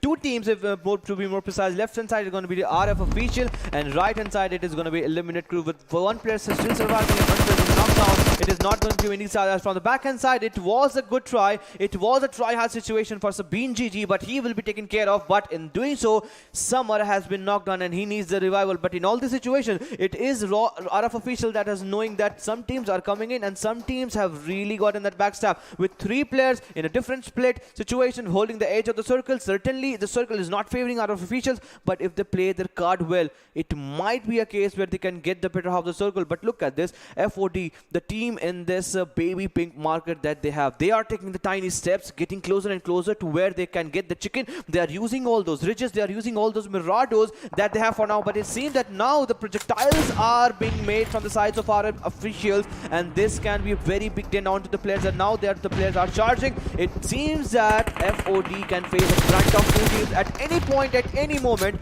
Eliminate Crew can charge upon to them, and they are not charging only them, they are trying to take them down, as now FOD Gara have taken down 1 player from the sides of RF official, and all of a sudden another player goes down, and this is not looking good. This is not the way you take the fight. But what to do if the players are charging onto you? You better rather try to retaliate with the same aggression, or you will be failing and finding yourself 6 feet down under the death. But 1 player has been knocked down from the sides of Zeno thanks to that lag. But will he be able to take another player down? He will be eventually in that 30 HP. I mean, what a game. 2 players, 1v2. Can he do 1v3 situation? As Lupe is coming in slowly and steadily. He has used that first hit, but does Lipu know the exact position? Does he know it? Does he know it? 1 more knock, 1 more kill, 1v3 in this situation. What a game for the team. But sadly, it was his demise that he has been spotted down. Now it is all upon to TRN, and all over the situation, it was TRN, I guess, that got the chicken. I mean, how fast this last match has been. Well, what a play that was indeed. 1v3 perfectly working, but on the other tangent, it was Team Ronak who was slowly but surely and steadily moving on across the board, getting the kills confirmed for themselves, getting a synergistic play indeed. And in doing that, they got 7 kills. On the 11th position is what they find themselves with 22 points. 1,326 damage is what Team Ronak were able to showcase this time around. A perfect play being showcased from them, and a very clever play is what I would say, because I mean there were fights that were taken on fourth, but they tried to not just take the fights that were openly available to them. They only took fights that they wanted to. They knew that they had to, otherwise they will not be able to move on along. Apart from that, they just let the other teams fight amongst themselves, and in doing so, well, again, I mean they got the chicken dinner. What's there to complain? But wow, what a play that was. What an incredible game this has turned out to be on Miramar, where of course the team of Ronak do find themselves on the chicken dinner, but a complete different annihilating play was showcased from the other teams. With that, let's move on to the MVP coming in from this game.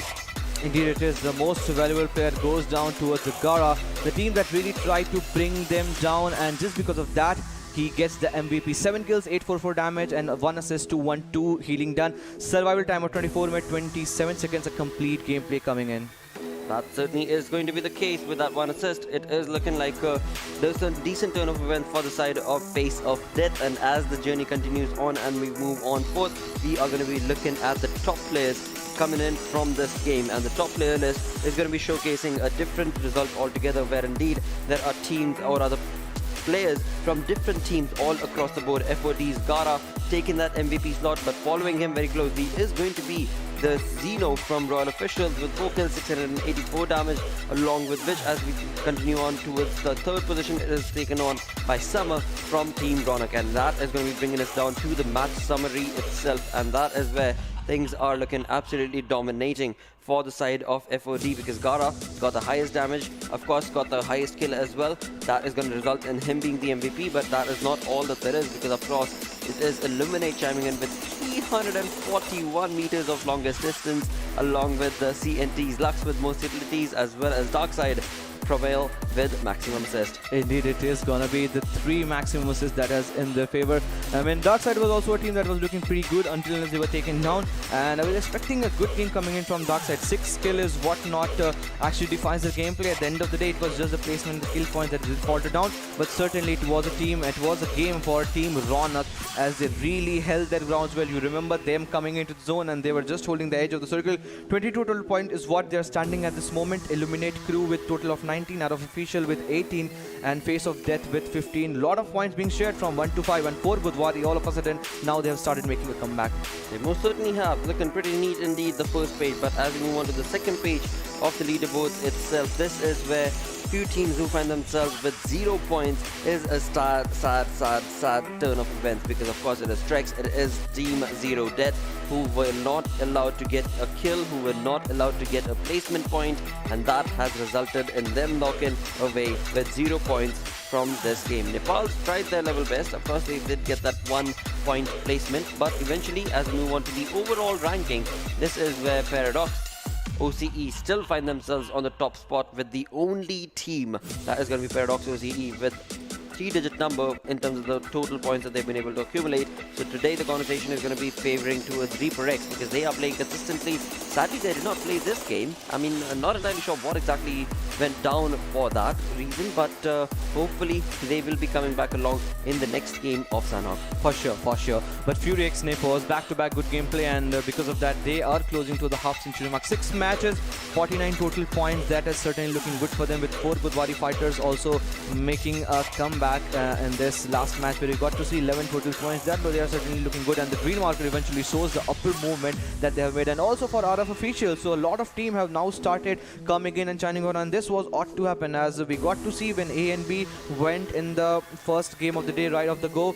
Now, since that has happened, this is certainly looking good for them, as we get to see Team ZeroDeath is also looking decent at this moment, with a total of 6 matches, 31 total points, total an average of 5 points per match. This is what making them the best.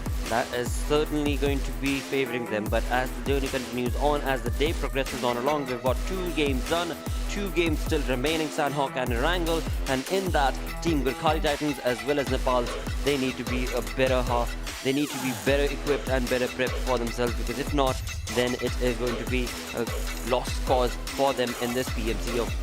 Indeed it is. They need to actually make sure. Talk about NEPALZ, Trex and Godawari Titans. Team at 22, 21 and 19 points at that 29, 30 and 31 position. Certainly not looking good for the moment, as now they have to buckle up their seatbelt, because at the end of today's gameplay, they will be getting the 8 total games done. And at the end of the day, the 12 only total games will be available for the up to grab that top 16 slot. And we know how the players and how the teams will be moving forward, and in doing so, they need to make a comeback. As in just last match, we got to see the Godawari Titans did so. Any team can do that. Absolutely can. With that, we've got, like I said, 2 games done, 2 more games remain. But before we jump into the third game, we're going to go on a short little break. Stick around, we're going to be right back.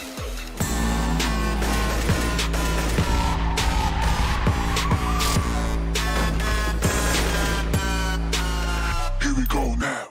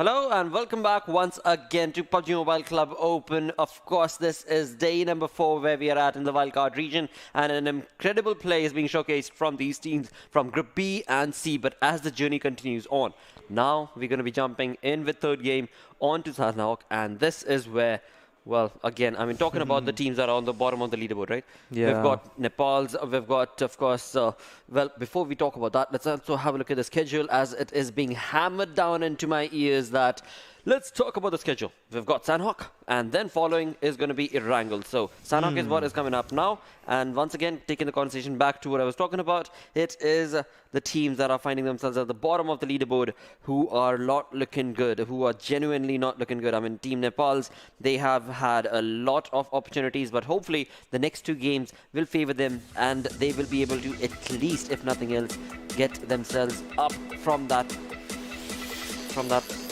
what, 29th position, 30th position that they find themselves in. Yeah, indeed it is, right? and not only that, it is going to be Team ZeroDeath also, that Yes. the team has had a good start in this last game, but certainly down the line they lost the momentum. I also want to talk about teams like I8, the Illuminates crew.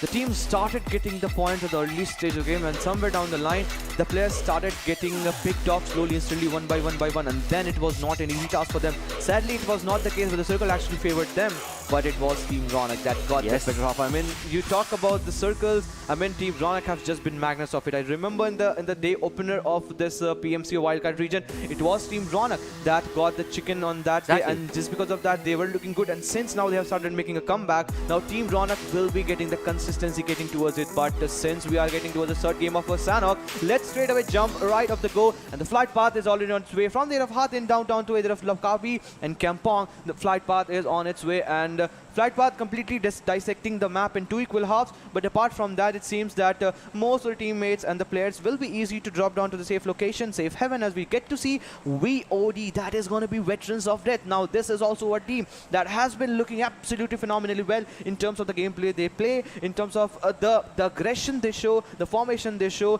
and I may be this time, because in yesterday's gameplay, remember Potter, when we were doing for the Bangladesh region, it was Hathin area, the Camp Alpha area, where the circle tried to constrict them. Just imagine with the split they are having, they can really have a good chance if the circle, only if there is a big if the circle goes towards the area of Camp Alpha. That is so true indeed. That could very well be the case. But indeed, for now, the circle has not been drawn on the map. And talking about the teams, there is absolutely no team that is going to be jumping on to the side of boot camp in the center of the map itself. So an interesting play being showcased from these teams. But talk about stations towards the eastern front rather. Down towards Kampong, we do have the side of NEPALZ going up against the players of Darksyde, and they are going to be so very close that is exactly where the fight probably is going to start taking off, and it is NEPALZ who will be getting the better half of this situation, where Darksyde's player is none the wiser and has been dropped down to his knees and sent back into the lobby in the first minute of the game itself. So NEPALZ bringing in the first blood. So she, being the man of the hour who has started the fight into his squad's name. So a perfect spray and play being created from NEPALZ, but we shall have to see if that sort of a play style, or rather if that sort of a play will continue on to favor them throughout the game. On the other tangent, now it has turned into a 4v3 situation where NEPALZ are looking pretty good, but it is going to be the side of Darksyde who are going to have to be really careful. And from the looks of it is going to be Darksyde who have also gotten the information. It was none other than Shiv who got, or rather tried, to take on a fight to the players of NEPALZ, but eventually that has not resulted in any sort of damage being brought onto the health of NEPALZ players. For now, the utilities being thrown on across from the side of NEPALZ are working absolutely dominatingly in favor, and it is Shiv who is sadly at the receiving end. Definitely, it is the Shiv that is on receiving end. As we get to see, the damage has been done, but Ghost has been certainly being eliminated from the side of Darksyde. Not the start that Darksydes were preempted about and have thought about, but NEPALZ, you were talking about this team trying to make a comeback. Here we go. They are into the Kampong area, and more often we get to see the Kampong area being the area of hot contestation, being the area of deathbed situation. But certainly this is the time where the players are moving slowly and steadily, trying to make a maneuver. Praval is pretty much close to where the two players from the sides of NEPALZ are there. Bon and Sushi are there, but certainly now it is going to be a stalemate situation, what I see from it, because there is not much of a loot, and the player just cannot rely upon moving here and there. Just trying to thrive upon the infos and the sound cues is what the player might rely upon. And since this is going to be the strategies, I guess it may be a chance where numbers advantage can certainly favor NEPALZ, and the May are making a move. They are making a move as Bond is pretty much close to the player, as now NEPALZ shooting takes one more knock and Pravol goes down, and so does Pravol has been finished instantly, and this is a big blow onto the face of Darksyde. Just two players surviving. It is better to fall themselves away from the situation or rather succumb into death. Well, it seems like the latter is the cause for the situation, is not going to be favoring Darksyde, and in that doing so, Darksyde Shiv is not looking good, because eventually his position seems to have been caught, and it is going to be none other than this player right here on our screen, Star, who is going to be pushing on along into the compound of the final two players remaining from the side of Darksyde. And as NEPALZ bring themselves into this aggressive stance, this is looking absolutely phenomenal and destructive force being showcased from Nepal's side, and they are going to be the ones pinching down the players of course, Darksyde, where indeed Klaus and Shiv are the only two lads surviving. They are trying to hold on to that position that they find themselves in. This top floor of this compound is what it is. That is going to be it. And will it be the demise for Darksyde? We shall have to see, because NEPALZ are creating a perfect story for themselves. Talk about a comeback. I mean, that is a perfect, neat comeback, and a pretty neat, clean comeback as well, where they have not gotten any damage onto themselves, but they have given a lot of damage to their opponent team of Darksyde. Definitely being eliminated with two players at the start of the game. Pravol Ghost getting down. This was certainly not that they could have expected. The fires are on. The fires are on. The players are taking a PCP advantage, and now the players are charging. It is better that they might fall themselves with some different speed, but this is going to be a tough affair as they now look in different directions. But watch your back. Watch your back. He didn't watch his back, as now Klaus has been put down, and with Shiv's departure from this side, it is gonna be a tough affair for Darksyde. The one team that was really looking good in the day one of the start of this wildcard region suddenly going down, and the team all of a sudden are they rising from the ashes. Well, it certainly looks to be the case. It is certainly going to be the case where NEPALZ are rising from the ashes indeed. Talk about a play being made. That is a perfect dominating play that NEPALZ have been able to create and showcase to us. And that is along with the fact that all four players are still surviving. So a GG play being created from them. Now, talking about the map itself, we do see the side of ZeroDeath making a long rotation, also which seems to be from the water area is what ZeroDeath is making rotation through from the northern side, but that is the only team that is going to be so far out away from the zone. Apart from that, all the other teams are going to find themselves very close or inside the comfort of the zone itself. For now, as we move on towards the western front, we do have Illuminate, and close to them is going to be the players of VOD. Now, VOD, if they make that rotation down through that exact same position, it could very well be a contestation between Illuminate and VOD that we might see a fight. But Painan is right now where I'm being drawn towards, because Trex and Godawari find themselves against each other, and just that small little canal that is separating them. And the X factor in all of this could very well be the pink dot that is slowly moving on towards the position of Painan. That's going to be none other than the side of Team Ronak. Definitely Team Ronak in a better position, as we get to see in the city itself, as now RF officials are also up against to the one team, and that is going to be obviously for Trex, and these all fights are happening into the beautiful Venice of Painan, of this Sanhok, and we are getting to see the fights are before they erupt. The players are making the formation with leader GG, making that move where he can get a lot of info. The players are not just wise enough, but also making sure that they are getting a lot of information. But the best part for this, that it is going to be love triangle, where we're getting to see for Godawari, Trex, and RF official in all these fights. Patience is going to be the game. Patience is going to be the key, as we have also seen in the last fight in the game of Miramar. One team that really played it patiently won the fight, and in all these fights, the last team that will be striking, I mean one team that will be going head to head, and then it will one team that will be left apart, and the team, if that moment try to give the backstab, try to make the sandwich situation and try to make the most of all these, will be the one that getting the better half. But Trex's Chauhan is in the most bizarrest of the flank angle in all these, and in all the 12 players that are standing at the right moment at this positioning of Painan, no one can actually expect Chauhan to be there and gather a lot of info, and so does out of official. Stratus is not knowing. He's running out in the open. The way he's moving here and there, it seems that Chauhan must have spotted down, and he's just counting down the players, and then he will be passing the information. So certainly Trex is one team that is having the upper hand advantage over the rest of the two teams that are available in this area of Painan. But certainly out of official, Zeno will be looking to take down the players, as now he is just noting down the event rotation with Chauhan on to the backhand side.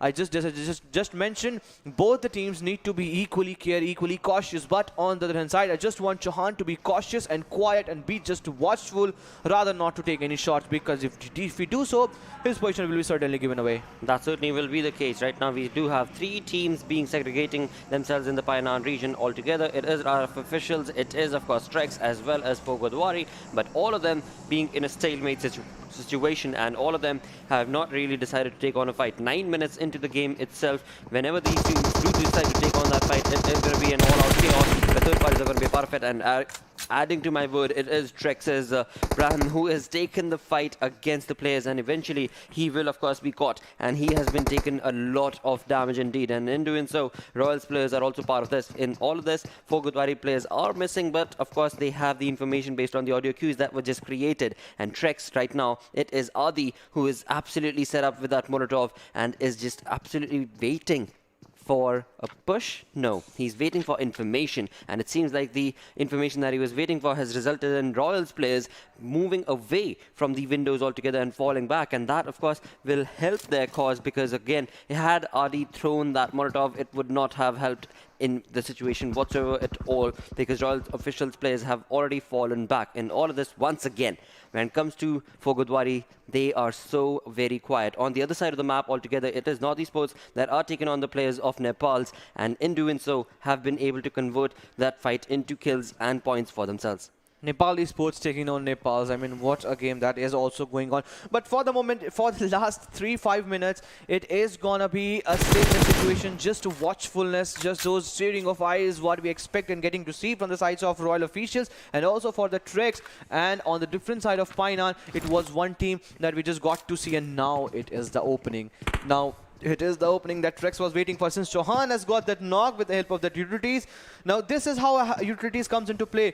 You just don't want to expose yourself, and then you have 50, 60 meter, 45 meters of your hand that can actually throw a big projectile onto the face of it, onto the face of enemy and opposition, and they can just go down. With Smoko going down and not trying to give his kill, it will be Chauhan that will be getting the first kill, and now the fight might be exploding. The silence has been broken down. That means they will be going for the all guns blazing. All out war is what I expect for the moment, as now out of official is also taking the things back, but from the back side, it is Team Ronak that is also coming in. So better TR Trex be prepared, better out of official be prepared, else the big team is coming in. The team that got the chicken in the last match won't be shying away any moment at any time to take the fight. But on to the other hand side, what sort of influence has F4 Godawari fighter has brought into this match? Not only they haven't given any sort of information about themselves, I'm sure that none of the team between these, I mean Trex and RF official, would be knowing the exact positioning of 4 Godawari fighters. That certainly could be the case, because 4 Godawari have been so very quiet in the past 10 minutes that they have not really given away any audio cues or information to these teams of Royal Official, as well as of course the opponents. But eventually, when it comes to Team Ronak, that could very well be the X factor in this fight. That could very well accelerate the fight altogether, and maybe might just even chime in to take those kills away from the likelihood of Trex as well as RF officials. But we shall see if that will be the case and cause created for the side of Team Ronak. For now, it has again turned into a stalemate conversation where Trex were able to get one player knocked off and killed, but eventually just that 1 point has been confirmed from their side, and it is Royal Official who lost that one lad. So eventually, when it comes to the play that is being created, these teams are in a lot of stalemate situation. They are just waiting for the other team to get the better half, and then they will try and move on along. As you move away from that fight from Painan on towards another side, it is going to be the tides of TGT. That's going to be the Gurkhali Titans trying to take on the onslaught to the face of North Esports, Nepal Esports. And in that, Nepal Esports are the ones who are going to have to be reigning supreme or run away, and that is exactly what they seem to be doing for now. As we can clearly see, it is going to be Sarkar who is out in the open, but certainly going to be trying to find his teammates in the compound that we can see on the minimap and now on our screens as well, that they will find the cover in, and in that doing so, they are slowly and steadily, of course, moving that much more closer towards the location of Painan, where we already have seen 4 teams are surviving. Definitely, it is Painan, and now Nepal Esports making entry into the same area. Now, Painan is a city where a lot of huts are separated by just that one stream that runs between both these. And since now everyone has their eye upon to the set, it is at any moment that Nepal Esports can chime into this area. And look at the number of colors that we can get to see. It's green, it's grey, it's different shades of green itself. And then we have Gurkhali Titans from the backhand side. The team that actually tried making a comeback is the one that is now trying to pin the player down and try to restrict their movement. Smokes are being used, but do they have enough of it? Because now a thick smoke cloud is the only thing that can save them, because all the 4 players are just hungry from the sides of the Gurkhali Titans, because Sarkar is in the most susceptible position and they at least want 1 point secure in the name of 1 kill that they can do so. And in doing so, it is AJ that have got a lot of leads being peppered onto him, and now he decides to fall back. A very good, brilliant cover fire from sides of Warrior, and that literally saved Sarkar's life. That certainly did, and in that TGT's AJ was giving away a lot of information, and of course as he tried to retaliate, it was Warrior right here on our screens who was able to pincer him down and send him back away towards his cowardice play. But eventually when it comes down to the kill, that was not confirmed. Therefore it's a little bit of a cowardice play indeed, because it was long range fight that did not favor him whatsoever at all. Of course TGT were trying level best, AJ was trying his level best, but it was NEPALZ who got the better half of that situation. But in doing so, it is another team that NEPALZ have found, and that is going to be none other than Fury. Ace have heard that sound. Ace has heard that sound. He is moving towards where the sound Q is actually luring him, is actually attracting him. And as soon as he gets towards where the NEPALZ player actually positioned, it seems that he will be trying to take him down, as for sure. As now Bon and Sushi, the only player surviving. We have seen in the early stage of the game that it was Bhuti and STHA just went away from this match. But what a circle it is. I mean, how often do we get to see that Bantai and Shami, and most importantly, close to 25 to 28% of the water bodies in the third shift of the circle, and that too on the camp Charlie. Absolutely, that is going to be a unique one indeed, and we shall see what sort of a zone will it be cutting down towards itself and pushing these teams towards as well. But as we move on along with the fights, it is going to be NEPALZ who have lost 2 of their players as they made the rotation, and now being very close to TGT's position as well as Fury, they were caught off guard and now are going to be that much more careful as they try and get into the zone. On the other tangent, we have Face of Death taking another fight altogether against the players of Trex indeed, and in doing so there is a lot of chaos being created, because it is also Fort Godawari who seem to be part of the fight and have already taken a knock, and it is going to be Zeems Gaming who is down to his knees. Again, for the side of Trex, 2 of their players have been knocked and also sent back into the lobby, so 2 kills confirmed, and it is going to be Brown Boy, the only man surviving for the side of Trex, but not for long, because FOD get the better half of that fight and will be able to jump into the center of the zone on towards the Painan region. It was, of course, for Godawari who moved on into a fight against the players of Royals, have taken a knock. That was Zeems Gaming, but eventually that Zeems Gaming player will be given a revival. Thus, 4 players will be able to survive and move on across from that rotation. But Royals, they still find themselves in the exact same spot. Definitely, they are in the same spot as just mentioned. But the revival is the key here, and Zeems getting the revival now. The numbers is eventually favoring goal for Godawari fighters, as they still don't have any kill. But it seems that VOD have certainly found themselves away from this position, as a moment ago we saw 3 teams in the same vicinity, and now 1 team is away from this situation. That means they might have faced the brunt, or rather they have decided to fall themselves away. We just got that to see that Trex, the team that really found themselves away from the situation, just got eliminated thanks to that onslaught that came in from the sides of FOD. So they were not only not safe in the area of Painan, but rather when they made a rotation, it was their death, and fate was just not working in the favor. And now with Zero is just trying to spot down the player. Sun, he should have taken him down. Sun is still in the offense. One more opportunity lost in vain. Well, what a spray that was, Zero. He should have done better right there. Sun somehow just surviving that burst and was able to run away from that situation. Godawari player Zero, well, I mean, a lot more could have been done in that fight. Again, Zero, mate, you had the kill advantage and should have been able to take that spot. But that is just the cause and the case right now. For the moment, not working in his favor. But on the other tangent, Illuminate find themselves in a bit of a disarray where they do have one player knocked. The revival will certainly be coming in. And in that doing so, we are 18 minutes into this game. 12 teams still surviving. Definitely 12 teams are still there. And this is going to be a deathbed for most of the team, as now 4 Godawari fighters are just trying and trying. Now they will also be making a move in the zone. And it's a 50 meter away that they are for the moment. But they are making a late rotation because it is going to be Royal officials that have already made into the circle, and the distance is pretty much far apart between both the teams, and the fight can still be averted. But FNZ, I mean, this team has gone for some different sort of rotations. Fury X NEPALZ is that team, and since Triggs have lost in the early stage of the game, the rotation was bizarre, the rotation was questionable, but certainly the circle is favoring them as they will be getting compound for sure. But in all these fights, it is going to be Nepal Esports, Sarkar and its teammate right there in the deathmatch center.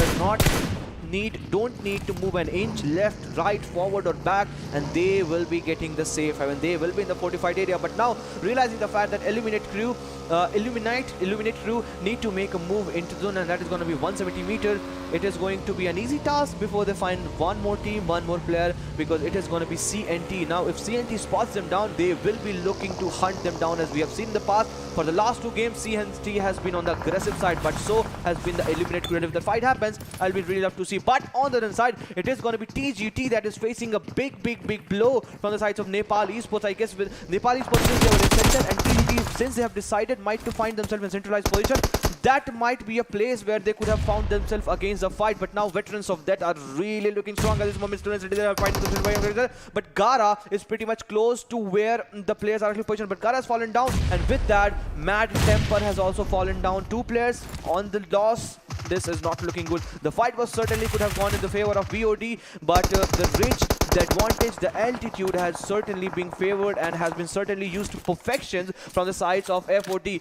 Gara, I mean, in the last game itself, Gara was the one that actually performed, and not only it was yesterday's gameplay, the second game, the startup of this wildcard region, it was Gara that was looking phenomenally good, and he has been that X factor for this side. That most certainly is the cause and case indeed. When you talk about FOD, a perfect play and spray being showcased from them with 8 kills confirmed already, and amazing turn of events for the side of Face of Death. But as the journey continues on, as the story progresses on along, we've got 11 teams remaining, 21 minutes into this game. We've got CNT Esports holding on down towards this compound. Right next to them is of course going to be another team that will try and take on the onslaught, but will it be enough? Because we just saw Illuminate make that rotation into the exact same vicinity that CNT find themselves in. But like I said, will that be enough? On the tangent, NEPALZ are still not yet done. I mean, they took on a fight against the players of Darksyde and now have moved that aggression down towards the players of Godawari. As we just saw in the kill feed, a knock has been confirmed for the side of NEPALZ. And now, as we jump on down towards another team, that is going to be Team Ronak also taking a fight against the players of ZD. That is going to be ZeroDeath, and Illuminate on our screens is taking a fight against this player, against the players of CNT. So a lot of fights are being showcased all across the board in this entire lobby. Indeed it is. I mean, fight is now slowly started erupting into the head of Shami, where we don't often get to see the circle constricting and the fight erupting, so on and so forth. But certainly the circles and the PUBG God is made sure that Shami is going to be the hot bit of contestation. Why to be biased for any city rather being equal on each and every city, and just because of that, now RF officials are into this fight with letting 2 players away in this fight. Zeno and Smoker has gone down. Sun and Shredder is still surviving, and at any moment, at any time, they might be pulled down. And the one player Stratus is trying to take the fight. But in this situation, it is in where he is standing at this moment. Just trying to take down the fight. It is going to be Eliminate 2 that have gotten a better half of this circle and if all these fights, and it's going to be the last player surviving from the sides of RF officials. It is going to be Stratus. It's the last player also from the sides of Eliminate 2. He needs to realize that it's him that is going for the revival, and not only that, there are 2 players chart, and if the revival gets done, 3 players will be standing, and sooner or later the 3 will be converted into 4, and that can be really a big reason for his demise. But as soon as that happened, he really did that very high IQ gameplay. He played it to perfection. He really jumped off to that building with the help of that window. Is now trying to come into the zone. tries to take 1v1 fight. He is the man of the moment. Stratus is the man of the moment, but finally he falls down as now Salty gets the better half of the players. What a play that was from RF officials. I mean, what an amazing turn of events is what they tried to be. But eventually, as Team Ronak jumped into the vicinity of this compound of CNT, as well as, of course, Illuminate, it has turned into quite a lot of deadly moments and kills that have been created from their side. On the other side, when you talk about ZeroDeath altogether, one final player, that's going to be Tango. He's trying to get into the zone. 266 meters far is how far a distance he finds himself from the safety of the net. Indeed, in that, it is going to be TGT's players who are taking on a play against the players of NEPALZ as well as Fury. So TGT have a lot of fight onto their hands, and Fury x NEPALZ right here with one final player surviving. That's going to be Ego. He has to jump into the arena, but he's certainly not going to be allowed to do so because his health has been brought down to almost 0.01. And in that, it is ZeroDeath also who find themselves getting eliminated on the 9th spot with only that one kill. It is Fury X's final player, Ego, that we just discussed, is going to try and retaliate against the onslaught and the push that has been showcased from the teams across him, but he will not be allowed to do so because it is TGT that will get the better half of that fight. So we've got North Esports on our screens. In the vicinity, of course, has to be TGT and Face of Death right around the corner. Face of Death 9 kills, and with that, Gara now goes down. It is going to be a tough fight between both the teams as we're now heading towards the 23 minute of this fight and on to the 6th circle. Some smokes are being used just in order to blind that incoming lead that could have come in, and to blind that spot. They are finding it to the best position, but Mercy, will he be Mercy enough onto the players of Nepal Esports, as now they are trying to give the revival. Revival is the cause for now, as if the revival comes down to the case. Now the 9 kill with the advantage that they are getting for moment, this is certainly looking like both the teams can get the chicken. I mean, the better the team plays will be getting that chicken. Among this, it is also going to be a demise for one more team, and with this we are just left with 5 teams. But I see that some players are going for the heal battle approach because it's just the 4 teams that I can see this in the minimap of the circle, but players are in a split situation for the sides of obviously F4D. The Face of Death going for the split. The split is certainly not working, as before Gara went down, it is now one more player, that is going to be AJ, that is now faltered down. They really need to make sure that the player don't falter down as they are doing so for the moment, but Face of Death Gara has made sure that from the backhand side they will be taking care of both Godawari fighters last player, and with that it is going to be a demise for them, and not only them, it is going to be device for the whole complete team. But the team has really played it well and got that important placement points, and not only that, the kill points for sure. But we are heading towards the 26th minute of this match, and it is going to be hell of a fight, where 18 meter is now what Nepal Esports have to travel, but that 18 meter is where they have to relinquish this broken wall that they are playing for now. Absolutely, the cover is what they're going to have to relinquish indeed, as Ankit perfectly mentioned, and jump out into the open. And as they do so, there are players of FOD as well as TGT waiting for the exact same result to take place. And Nepal Esports, being none the wiser, well, what chance do they have? They have only this opportunity, and this is that opportunity that they're going to have to take. But eventually, when it comes down to the positioning of their placement, it is not going to be an easy sight, because eventually, of course, when you talk about FOD, well, they have a lot of cover working in their favor. But before Nepal Esports move on into the open, it is going to be quite a lot of bullets that they're going to be spraying down towards the players of TGT. And in doing so, Chaco is the only player surviving. Speeds down, aces down, and this has resulted into an onslaught that has been showcased from the side of Nepal Esports. And in doing so, what an amazing turn of events it has been. 5 defeats have already been confirmed for the side of Nepal Esports, and with the 2 knocks that have been able to accumulate and those perfectly set up nade parades, it is going to be converted into a perfect death blow to the side of course, TGT. What a blow from the sides of Nepal Esports. Warriors slowly and steady moving and inching towards both the sides. They are making sure one more grenade onto the face of Kara, and Death has taken down. Face of Death is not looking good as Mercy goes down thanks to the phase one coming in, but Mufi is making sure that he is going to be making a big dent. But in all these situations, Nepal Esports have done one wrong mistake, that they find themselves in that acclimated position, and they're pretty much close. One grenade, this can do it for them, one grenade does it for them, as some player has bleed down, but still left with that one big rock that they're surviving for the moment, with AJ still surviving from the sides of Face of Death, and 4 players onto the charge from the sides of Nepal Esports. AJ really needs to hunt them down slowly and steadily better, rather than taking things on one player. He has been brought on very quickly, but as soon as all the 4 players will sign upon, it is going to be an impossible task, as he will be taken care of. Nepal Esports, one more chicken right off the go. It was not back to back, but certainly in all these 3, they have got 2 1723 damage is what they were able to secure. 10 kills and straight off the go, they made a comeback. We saw this game before this match started. They were on the second half of the start, and all of a sudden, this 25 point is going to be helping them to climb there at the 8th position. It most certainly will. What a perfect play and spray being showcased from the side of Nepal Esports indeed, as they find themselves with 1,723 damage just out. Overall, 8th position is where they are at. 10 kills that they've been able to confirm. An amazing turnover wins for Nepal Esports as they find themselves in the top 8 in the overall ranking. A GG play being showcased for Godawari fighters. I mean, they tried their level best to remain in the fight. They were fourth to be eliminated in this entire lobby. And as the journey continued on, TGT, well, they had a wonderful performance as well, because they held their compound for quite a long time. But in all of this, Face of Death's AJ, I mean, he was the man who was completely reigning supreme from one fight to the other, trying his level best. And that is what is important as well to talk about. You have to try your level best, and that is eventually going to then result into you getting the fight into your favor or not. But you still always do need to try, and that is something, well, Nepal did to perfection. Nepal Esports, and in that they have walked away with a chicken dinner. So amazing strats and start being showcased from the side. Indeed it is, and that grenade, I mean, for a moment my heart was in my mouth. I mean, certainly for right? Exactly, yes. But that certainly, I mean, that should have been more cooked, because we just saw that animation that just bounced, and that after being bouncing off, that went far away. I mean, not more than that, but True. 5 meters is what that just grenade went away from the complete squad. Just imagine that grenade completely lobbed into that complete Had it force. been on point, It could have been a game end. Exactly, it would have turned into All a four 1v1 players- situation. Exactly, one was there and the left on hand the side, flank. all 3 players would have gone down, and then it could have been more good fight, more watchful fight to watch for, but that didn't happen. And we get to see face of that. It was not AJ, it is not AJ this time, it's Mercy with 4 kills, 665 damage, 1 assist, 236 healing done, and several time, which is a good one too. Absolutely, and this has resulted in, of course, Mercy getting the MVP of this fight. But that's not it, of course. We are going to move on to the next start. That is going to be the top players from the entirety of the game. We do see Face of Death Mercy getting the MVP,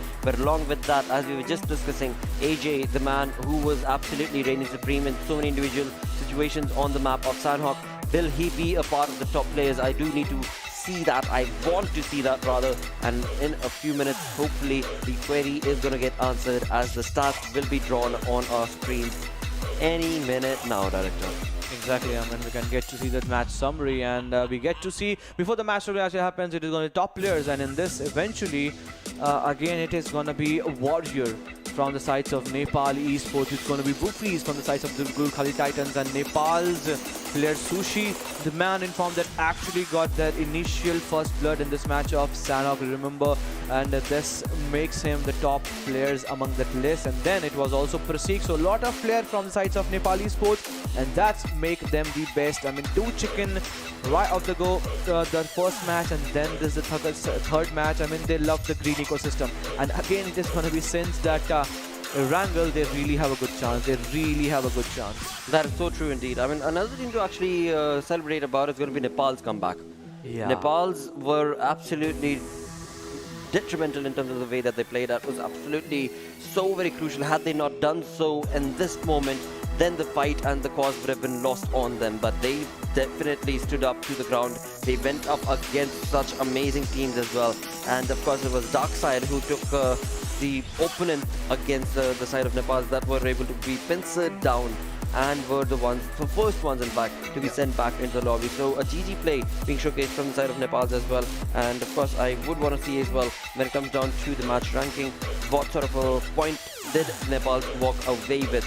But before we talk about that, the match summary coming in onto our screens, there we do have Nepal Esports' Warrior right there with the highest kill, along with, of course, his teammate Jerry getting the maximum assist. But moving that conversation down to the longest distance, that was none other than Nepal's Baun, who was able to get 268-meter kill on Sanhok. So amazing stats. Indeed it is. I mean, 268-meter in a game of Sanhok. We didn't get to see those long-range fight, but then it was NEPALZ, and they are trying.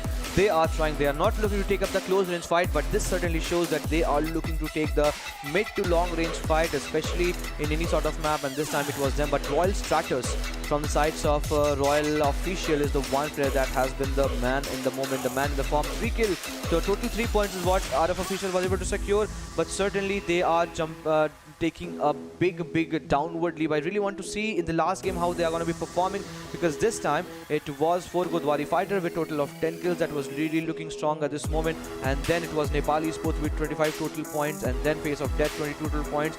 A lot of teams have actually gotten a good number of total points with 25, 22 and 13. It is with NEPALZ, as just perfectly mentioned. They are now making a comeback with 4 Godawari Fighters. Back-to-back consistent performance. They are looking pretty decent at this moment. That certainly is the case indeed. As we move on along, it is going to be a phenomenal turn of events, of course, for NEPALZ with 13 points that they've been able to accumulate and 7 kills for themselves.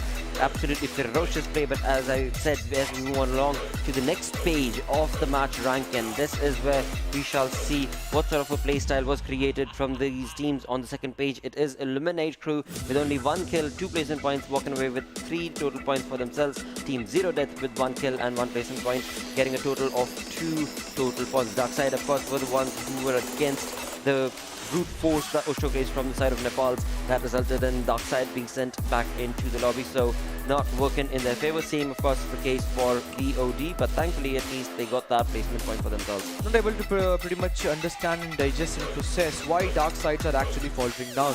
I mean, in the last 2 games itself, somewhere down the line, they actually took the fight, but it has just been their demise, and that have left the lobby open for the rest of the teams to have a grab upon. And in that doing so, it has been other teams. Talk about the Godfathers and the Gurkhali Titans. I mean, they have been really phenomenally well. It certainly is true indeed, and that, of course, as we move on along to the overall ranking, we still have Paradox OCE that are reigning supreme, and there is no team that is even getting closer to their vicinity. We have, of course, Reaper X right there on the 3rd spot with 5 games that they have played. There's 1 more game that is still remaining for the day, and in doing that, so they can move on again to the 2nd spot of the overall, but certainly not overcoming Paradox OCE's points for now. As we move on along to the case of Nepal Esports, that team is on 8th position right now, as they find themselves, of course, in the top 8 with that chicken dinner that we just were talking about. 62 points is what this team finds themselves at. And with that, let's move on to the 2nd page of the overall ranking, where you do have the teams of course, Face of Death, as well as 4 Godawari Fighters, who have moved on to 11th and 12th position respectively with 59 and 57 points to them. And in that cause, as we move on along towards the side of Fury X, NEPALZ, CNT, so this is also going to be an amazing turn of events, where indeed Team Ronak, they tried to chime in along, but again for now have been pincered down and dropped down rather in terms of their placement, but it was a decent play that they were able to showcase as well. 2 chicken out of the 7 total games, 2 chicken, but still on the 16th position, and this is certainly not looking good for them, as we get to see more and more things are coming in, and the teams are looking pretty much decent at this moment, with Team ZeroDeath not looking good at this moment. Let's just talk about that. NEPALZ, this is the time that they need to find themselves away, because at the end of the moment, at the end of the day, it is going to be the top 16 that will be qualifying, and the matches are not left after this. Just we got to see, it is going to be the last match for the day, 1 for the Erangel, and then it is going to be the last 4. And in that situation, there will be a lot of pressure that will be mounted onto them, and in that pressure, it is bound to succumb under that. And before that happens, we start preparing before you are under a lot of pressure, under a lot of heat, then rather bang your head onto the walls and then just try to repent over and morse over what you have done. Well, again, that brings us down to that conversation as well. Every single game counts. Every single game you have to play your best, and of course, as Ankit just mentioned, that it is going to be eventually a conversation for these teams to have within themselves and amongst themselves that, well, what sort of a playstyle are we bringing to the table, what sort of a game are we expecting from ourselves, and that is something that they're going to have to be very honest about, because the games are absolutely running away from them, the opportunities certainly are running away from them. With that, we do reach the end of 3 games. We've got 1 final game remaining, but before we jump into that arena, we're going to go on a short little break. Stick around, we'll be right back.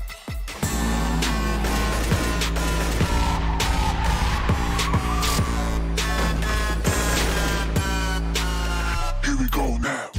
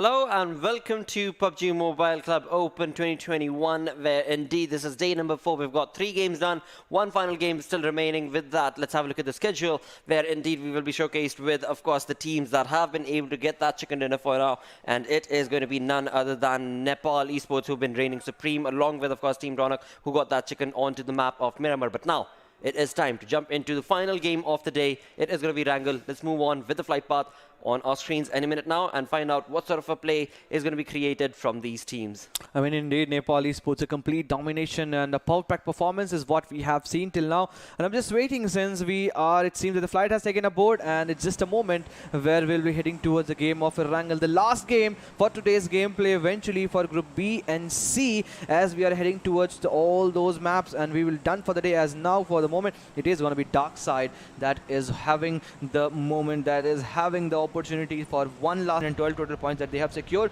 Will this time be a moment where obviously the Darksyde will be getting things off, but for sure it is seems that the player flight path is getting on and on and on.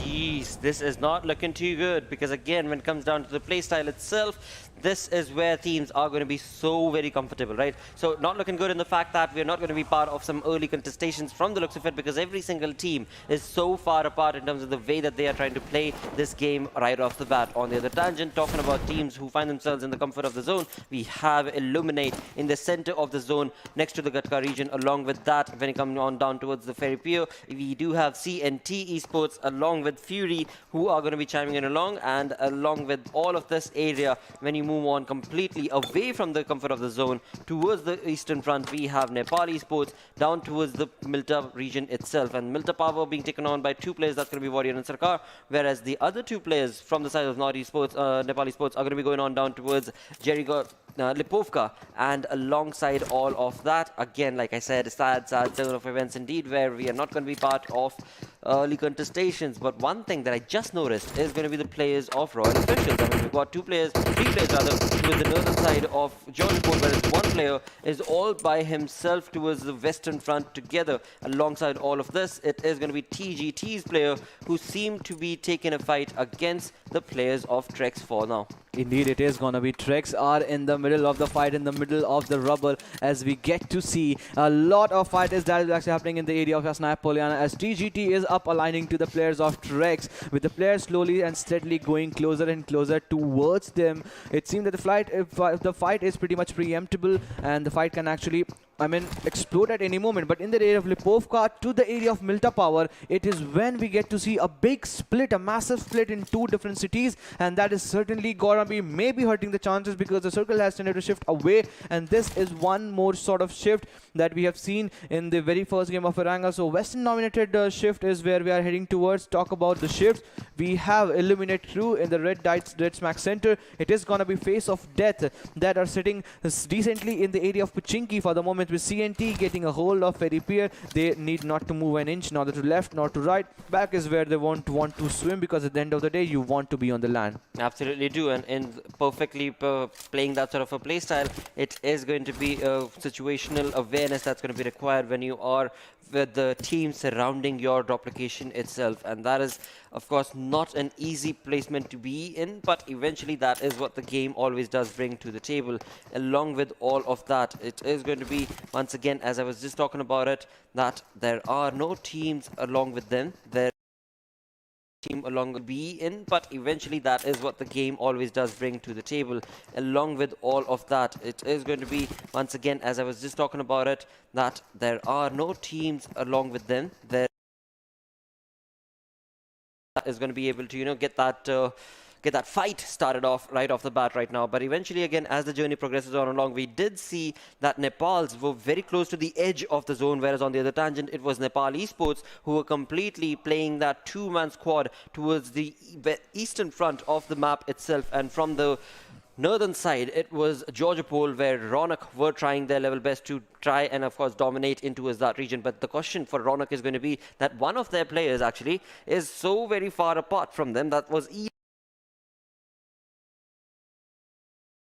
are they actually going for? Because either there's a falling out between the teammates themselves, or the fact that there was a little bit of a contestation in terms of where they wanted to go, or perhaps it is just the playstyle that they've planned, the X factor, so to say, that we talk about, that they have actually planned, and that's exactly what they're working towards. But it's not going to be an easy task. It's certainly not going to be an easy task for Royal to accumulate all of that perfect synergistic play against the teammate. Definitely, indeed, it is going to be the thing. But Royal, as you just mentioned, I mean, this is going to be a big split, a massive split. Maybe some sort of mishap that would have happened. Maybe the calls might not have been given properly. But it seems that it might also be one strategized gameplay, because Zeno is not in the middle of the fight. He is holding the shorelines of the circle, and might be the call of an Erangel that if the circle tends to go towards the western side, just try to hold towards all those shorelines area. But now, since the circle is the western side, it is going to be a lot of teams that will be eyeing upon those important compounds. Those they're not big compounds, but certainly those here and there, one or two compounds that are present in this closer vicinity, that can be taken care of. But now, since Zeno is going closer and closer, he's having that vehicle, and since he's getting the support of that NH, he will be traversing as fast as he could and he can, and he is going towards the other players are actually positioned. The player doesn't want to lose his life at the early stage of the game, and this is something that is really seeing good from that side. But Yasna Poliana, I mean, TGT, 3 players, Ace, Woofies and AJ. Since the 4 players are already not there, T-Rex can give a big dent onto their face. A big blow is what I expect, but certainly now Nepal Esports all of a sudden are trying to move into the zone on their feet. As Sarkar and the player that is closer to the vicinity, looting after the area of Milta and Milta Power. This is for one thing that all 4 the players must have gotten the best of the best loot. I mean, Milta and Milta Power both actually offers you a loot that can be secured by at least one squad, and since it's just the 2 players, the loot can be distributed in a better way. And it is also the other team from the area of Lipovka, so they have the best of the best loot. They have the ammunition full, they have the shield, they have the helmet, they have every sort of thing. All they need to do is to bring the confidence and get the thing secured, because in the last game itself, it was them that got the chicken, and this time when they have a lot of things in the favor, it is the time that they can actually chime upon, and right off the go they can get into the fight. But Team Ronak all of a sudden just coming into the fight against Team with God going down. Good is not looking good at this moment, as Team Ronak Alcoholic with his, surprisingly he's holding the barrel in his hand and has brought the first knock onto the face. And now I8 crew is falling back. Cobra OP slowly and steadily, not slowly and steadily, the snake is using that obviously the buggy, just trying to traverse, because had that been here, him been there for most case for more time, he could have been really pinched down. But Team Ronak can face any sort of onslaught from the backhand side, as any I8 crew, the Illuminate crew is holding the better half, but Ronak has the better information of it. Well, he certainly does, but as of now, it seems like he's certainly going to be just trying to get his vehicle covered over, and Illuminate are going to try and just completely move away from the situation. No, not necessarily. They are still remaining right around the vicinity of the compound that Team Ronak is in, and eventually they are going to try and retaliate. That's going to be the side of Illuminate indeed, but it is not going to be an easy task, as we can clearly see that they are in the cover. But will it be enough? Because it is now turned into a 4v2 sort of a situation where Team Ronak, even though they are in the better half of this fight, will they be allowed to actually get away and out of this position is something that we shall have to see. For now, they are not deciding to do so, and Illuminate is going to be creating quite an interesting turn of events for themselves, where it is Seisehang who is moving on towards the flank angle, Cobra OP on the other tangent, and now of course when it comes to the side of Team Ronak, they are being pinched down from the 180 degrees of this entire compound, and this is going to be a tricky situation that this team of Team Ronak find themselves in. Eventually Summer is the man who is going to be trying his level best to take on the fight against the player of Illuminate that was high. But right now, again, when it comes to the playstyle that Illuminate is trying to push on with, it is looking really interesting, the kind of flank angles that they're trying to cover the entirety of Illuminate with. But as they do so, they are going to be getting very close to other teams as well, and this is where things are going to get so very tricky, because after all, Illuminate's high right here has moved on to the position of ZeroDeath.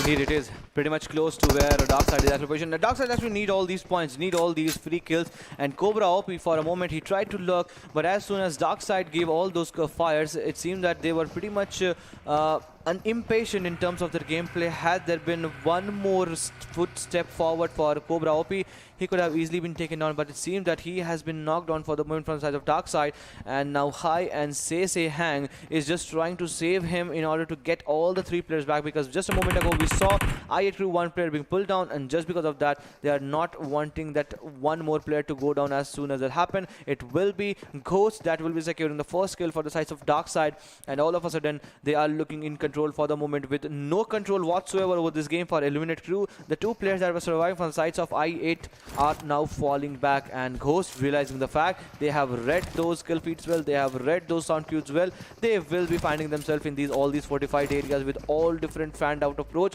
4 different players in 4 different angles, and some loots are also being segregated and dispersed in order to get the better and the most of the influential game for themselves. But for the moment, it is also Fury X NEPALZ that they have spotted on the veterans of death. For the moment, I don't know why all of a sudden every time I say vengeance of death, it's the veterans of death, but Gara is pretty much close to where Ego from the sides of Fury X NEPALZ's position. It's not only Ego, it is also Ninjurik that is in the warehouse, and all these fights are happening onto that end, the northern end of the military bridge that we get to see the compound that can get control of. So at any moment, at any time, veteran of that have a very good advantage in order to get secured and get the 360 angle, but they are in open and they need to make sure that they might not be charged upon onto other players, because still we have 53 players in the lobby and we are off to a slow start that we didn't expect, because all the 3 matches have been so fast paced, be it with Erangel or the second game of Miramar, but this Erangel is certainly where the players are putting their best feet forward. They most certainly are. I mean, they're trying their absolutely perfect level of gameplay is what they're trying to bring in. But right here, this seems to be a moment where things could go absolutely crazy for VOD as they try and make a push against the players of the first period right here, where it is going to be VOD's player who's going to be brought on down. Amazing spray being showcased from the side of Ego, where his health was almost down to 10 HP, but eventually he will be able to pincer the movement from VOD and get that kill confirmed. Is going to be his teammate. Eventually, 1 kill has been confirmed. What an amazing spray and play this has been. But on the other tangent, talk about VOD. I mean, what sort of a play that was. The way that they made that rotation and the push itself was a bit hunkered down. And eventually, of course, the result in that is that they have lost one of their players. And now they're going to be asking the entire question once again, do we really want to do this? Should we really do this? Because again, I mean, the way it was so polite, such a polite push is what I would say that was made from the side of course, VOD, because the car did come into the compound, but then it took its time to brake and took its time to park, and then it jumped out. And till then, of course, Fury were just absolutely ferocious to not allow, and Ego being hurt was allowed, was the one who was able to just completely pincer the movement from VOD and get that kill confirmed for himself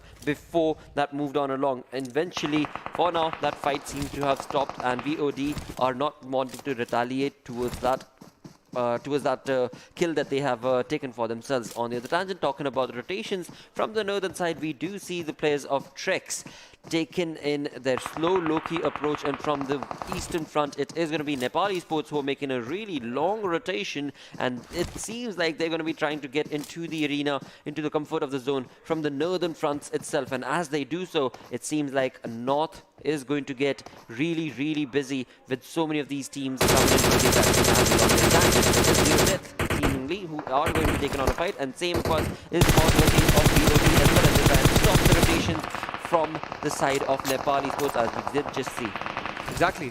And as you perfectly mentioned, North is going to be the busy affair, the busy route, the busy state for the moment. It is going to be most of the time where NEPALZ are now chiming in, and one more kill for the sides of Nuri.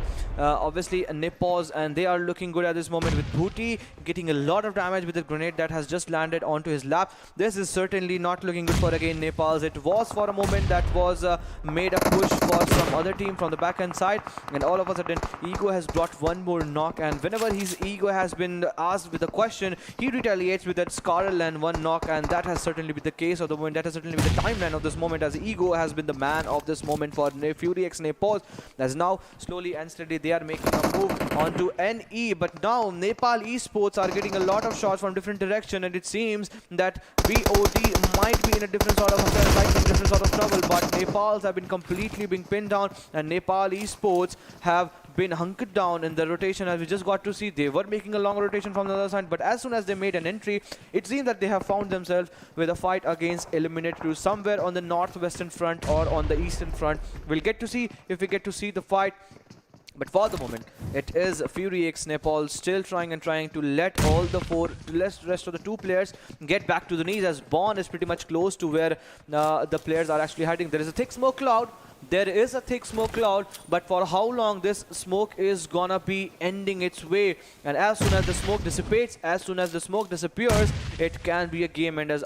Now the 3 players and also the 1 player from the backhand side will be charging upon. The grenades are being good for the left hand side. It is gonna be Aldari, not making sure that it was already veterans of that was getting the better half of the hill of the red advantage, has taken care of Aldari, and if NEPALZ have read the kill feed well, it is the moment that the 2 pair needs to charge onto this small little warehouse. That is so true indeed, and that is going to be resulting into quite an onslaught that has been showcased from these 2 teams for quite some time now, when NEPALZ are trying to take on the players of Fury X, but eventually it is just a situation where one team is not able to dominate, because both of the teams are trying their wonderful approaches and are able to absolutely resiliently maintain that position that they find themselves in, because after all, they want those points, but eventually when it comes to Fury X, I mean, that team is absolutely decimating when it comes to them making a push, and that is what has resulted in them getting the better half of this fight. What a GG play that was showcased, and with that, NEPALZ going to be eliminated on the 14th spot. With all 4 players surviving for the side of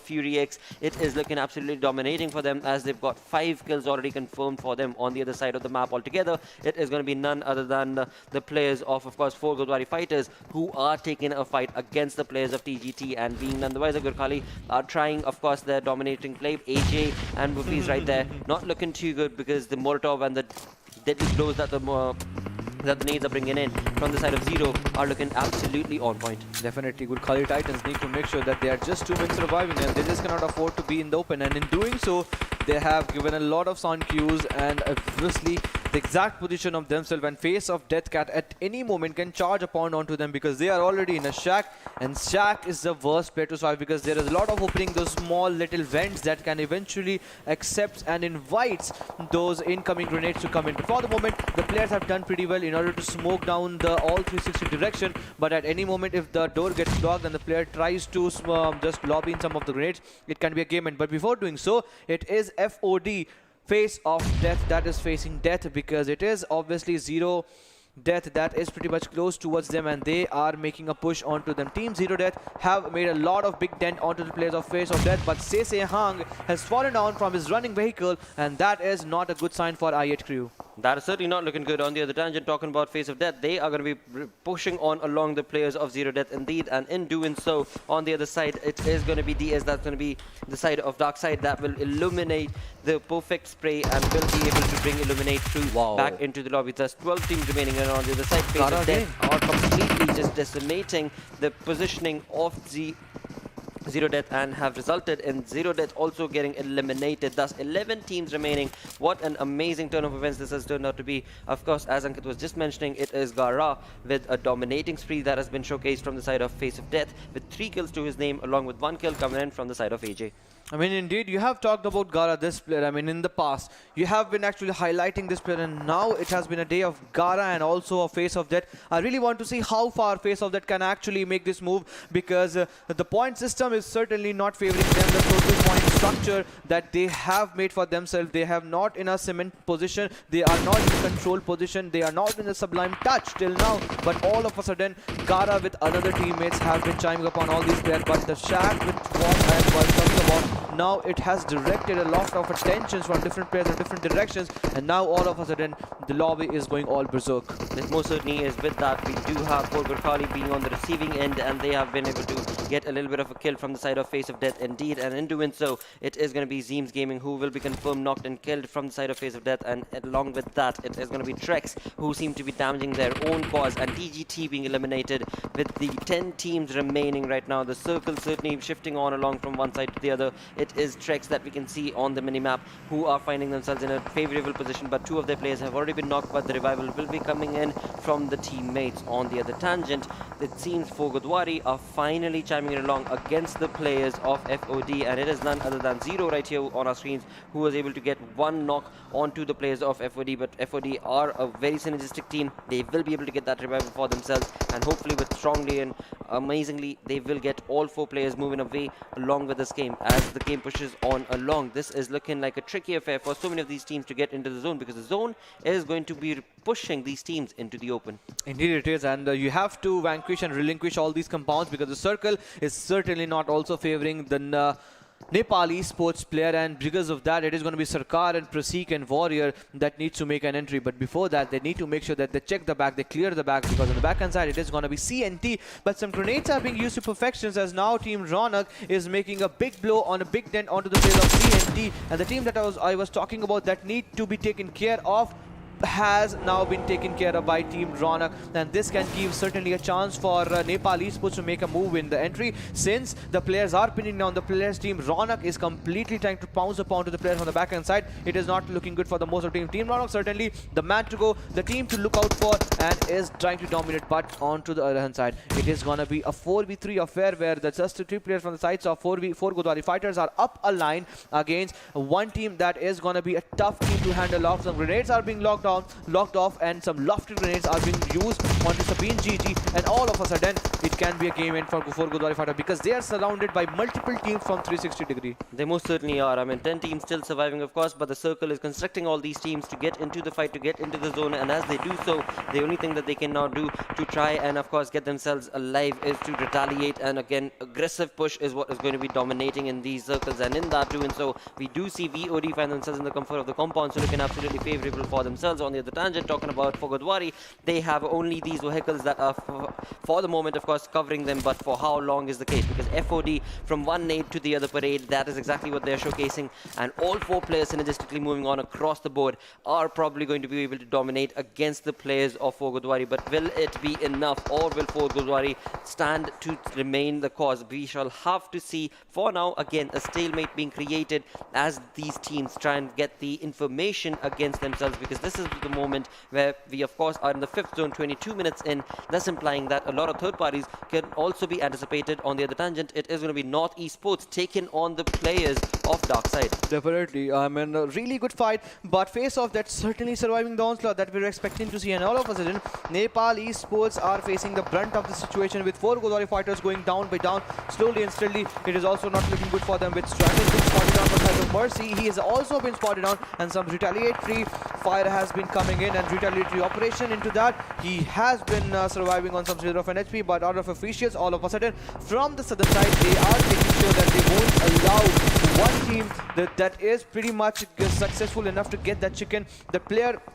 The team from the side of Nepal Esports is one that has been pinched for the now. At this moment, with out of official, all the 4 players alive, they are trying to make a move into the circle, and this can be the game-changing movement, because they haven't used any sort of smokes where they are going towards. But since now they have used a lot of smoke, there is a chance that they can survive for this moment, and if they survive for next 1 or 2 moments, it is going to be a big chance for our officials to survive in this vicinity, because they will be getting the better half and they will be eliminating FOD for sure. But for the moment, the grenades and screens are being used to perfection, but with no success whatsoever, as now Salty is spotted out in the open, but he tried to take one down. He has successfully taken one down, and Freaks has gone down, but the kill has been secured to Team Ronak Summer, and with that, it is an end to their journey for today.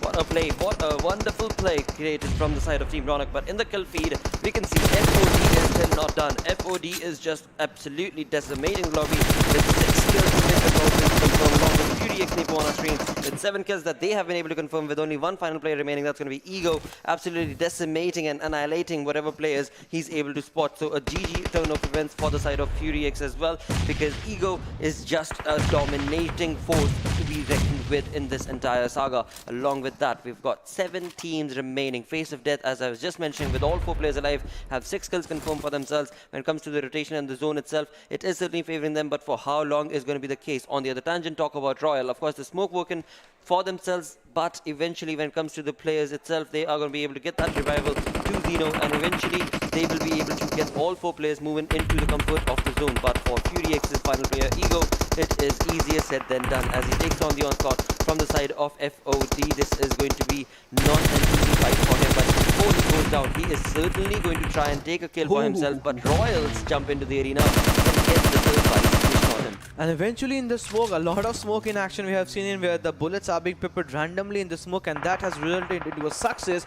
And this time again for RF official, but all of a sudden T-Rex are again also chiming in. But look at this, the small circle has resulted in 6 teams alive, and in that 21 players are still alive. It is just the 3 teams surviving, so an equal opportunity for everyone. 3 teams with all 4 players alive, and 3 teams with obviously they were, but now it is going to be 2 teams that is only with the 4 players alive, with the RF officials playing going down slowly and steadily. Phase of that is making a big hit onto the blow, and it is more oftenly don't forget the RF officials are pinned down in this moment, but certainly Phase of that have held their grounds well. They most certainly have. I mean, every single time we jump on back to the Face of Death, they are taking on fights, and in the kill feed also, they are the ones who are reigning supreme. On the other tangent, it is going to be Trex who take on the players of Team Ronak. Once again, when it comes down to the fights, there are so many fights being taken on forth in this entire region. It is VOD as well who bring on the domination against the players of Northeast Sports, and again on the other tangent, it is FOD as well as RF officials who are busy amongst themselves. So we've got 6 teams remaining, but overall, all the teams are taking fights against each other, and it is from one side Ronak is busy with FOD, on the other side it is Team Ronak busy with of course VOD as well as Nepali scales. Exactly, and the RF officials rightly pointed out the movement, and just because of that, now look at this, Royal Stratters coming in from the backhand side. Patience is the key. I told you at the start of the game, patience is the key. It was FOD that really lost the patience, and it is going to be RF officials, even after getting a lot of knocks, and we just got to see now they're pinning down the player, and it seems that FOD's players don't have any other options than to sit in the car and trying to fall themselves away.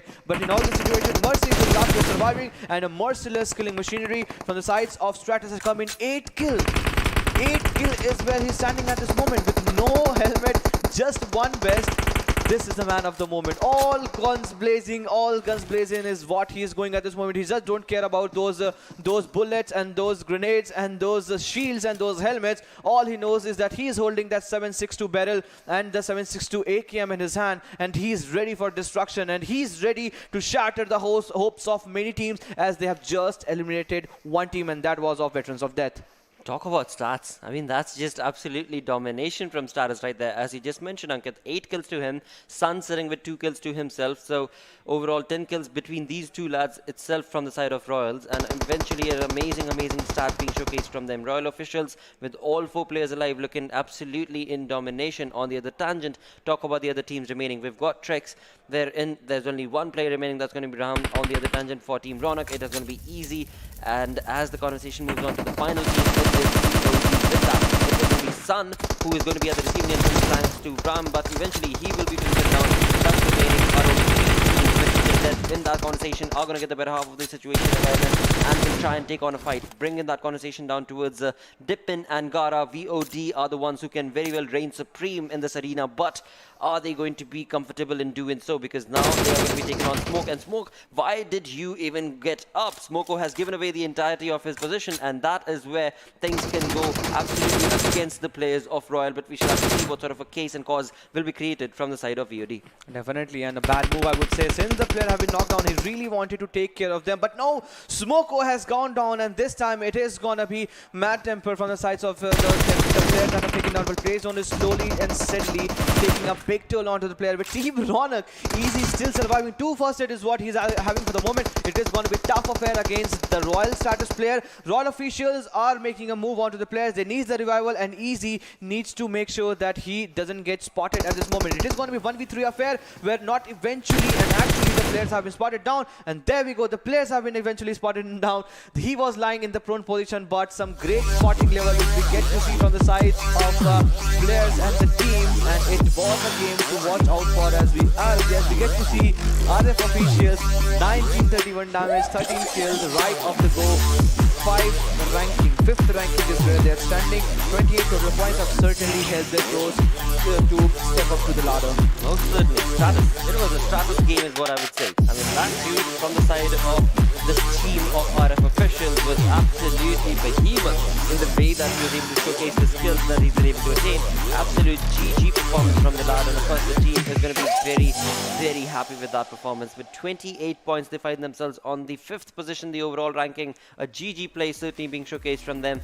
But boy, oh boy, that was again, I mean, one player walking away with what, 10 kills, 11 kills? That is just crazy, crazy turn of events. With that, let's move on along with the show itself and have a look at the MVP coming in from this game, and that's going to be none other than, of course, Stratus. There's no two ways about it. 0 assists. He was very, very hungry for those kills with 1075 damage, along with, of course, the healing that he was able to participate in. A GG play with 10 kills. Wow. Indeed, wow performance. And also from the sides of Fury X NEPALZ getting that 3 kills secured, 922 damage. And this was also one team, one player that really held the strong. And then it was Gara from the sides of veterans of that really chimed upon with 773 damage. Damage is certainly where most of the players are relying, but some are there that really work upon their kill secure. In this, it was Royal Stratus from the sides of Royal Officials. Absolutely, in that doing so, of course, he will be part of the match summary as well, with the highest damage as well as the highest kill, along with the other team that is going to be FOD, Face of Death AJ. Most utilities viewed, as well as the longest distance kill of 290 meters. And of course, you cannot forget Summer from the side of Team Ronak coming in with the maximum assist, as well as a team that was able to get that 2nd position in this perfect game of Erangel. I mean, indeed, a lot of teams that actually really had a very good game. Some disappointing performance were there from different sides. Again, one from Darksyde, as we were just mentioning, because 3 kills is what they were able to secure, but certainly nothing. I mean, just the one.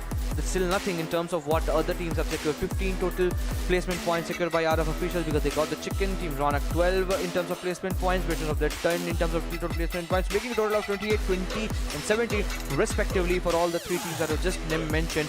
But Face of Death have certainly made a comeback. This time I'm not seeing Gurkhali Titans nor even 4 Godawari fighters in the first Outta. That means they have again fumbled down, and this is certainly not the way we actually be consistent. Rather try to be on different directions but eliminate crew. This has also been a different sort of turnover for Eliminate Crew, as they were not able to perform consistently well, and just because of that we can get to see a lot of team onto the first half of the chart with Out of Officials all of a sudden making a comeback, and now they have blown the whistles, but no one is there to actually even come close to where Paradox OC is standing at the end of 8 matches. Absolutely, there's absolutely no team that is going to get that close to the 3-digit marker. Of course, we shall see what Nepal will do when they will be playing their game tomorrow, but right now, as we bring up through the stats, it is looking absolutely phenomenal for the groups B and C. Indeed, in the play that they were able to make were destructive force and absolute domination from the side of Fury X, as well as, of course, moving on towards 4 Godawari fighters. They still find themselves in the top 16, so again, perfect turn of events for the side of 4 Godawari fighters, but they're going to have to be a lot more consistent because the points are so close. From the 9th to the 16th, we're only a 10-point difference, 68 points to the 9th position holder to the 58 points on the 16th position holder. So again, a lot of strats are going to be kind of on the spot when it comes down to the playstyle that will be of course hope from these teams that are yet to play their games. And when it comes down to that, hope is all that I can say that will work in their favor. Indeed, it is going to be the case, as we are getting to see a lot of teams that are chiming in. I mean, a lot of teams that have performed, but as just mentioned, no one has been able to even get close to where Paradox OC is actually standing, and some teams are having different sort of consistency. Talk about the consistency.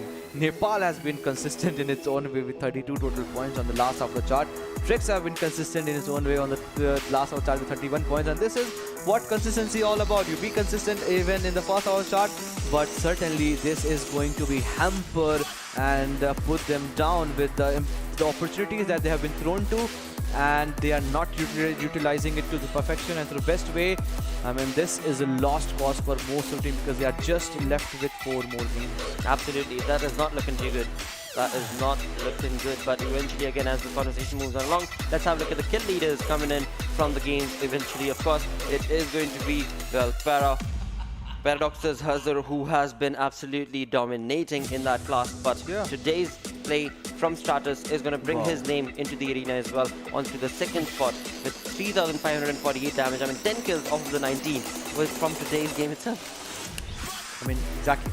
As you perfectly mentioned, a lot to think about, lot to talk about. Stratus gameplay has been the most strange one in terms of the graph that he has brought down, the graph that he has upped in terms of the peak that he has reached in today's gameplay itself. The last gameplay itself, I mean 10 kills, I mean just before that, talk about him, 9 kills, nowhere in top 5, and all of a sudden, what a jump. I mean commendable job what he has done at this moment, and then it is gonna be Paradox's quit. In yesterday's gameplay, we saw the players and the teams were looking pretty much commendable and quiet and sublime in terms of their formation and the kill that they were taking, and then it was also Vardhan from the sides of ReaperX, but sadly ReaperX haven't been apart from that one game, I guess. They haven't played for so, but certainly it has been a game where Nepal Esports have completely dominated the day. True. One more good game I would have expected, but certainly it was RF official that didn't give an edge to actually flourish for other teams. Absolutely has been the case, and cause with day number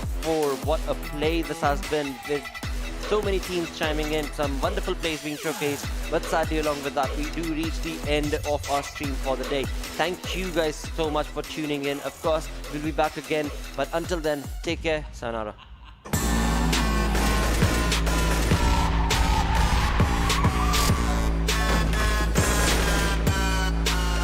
Here we go now.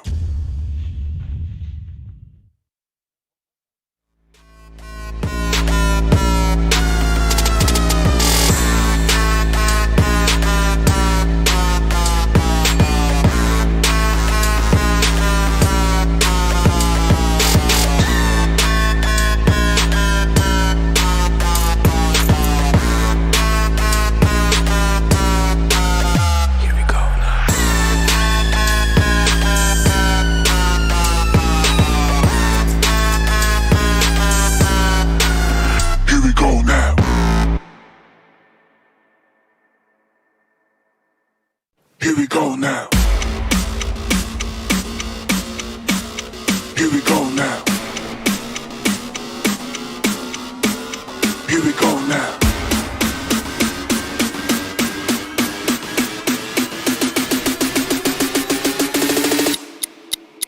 Here we go now.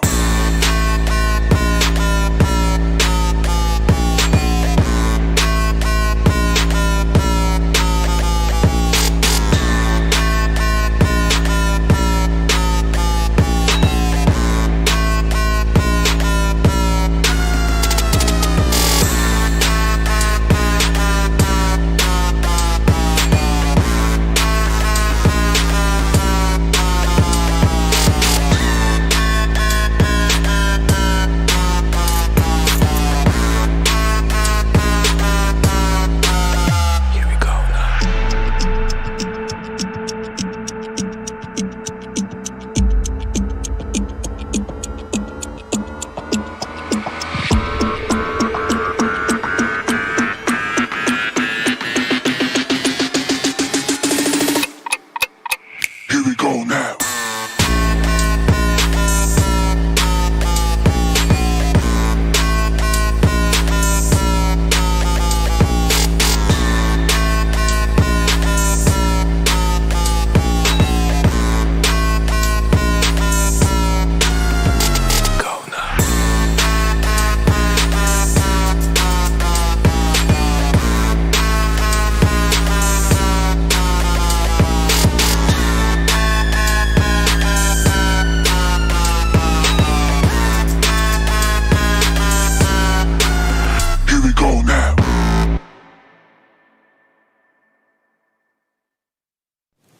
now.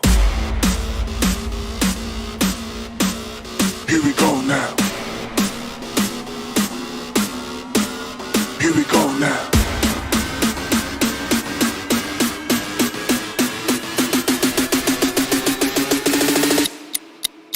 Here we go now.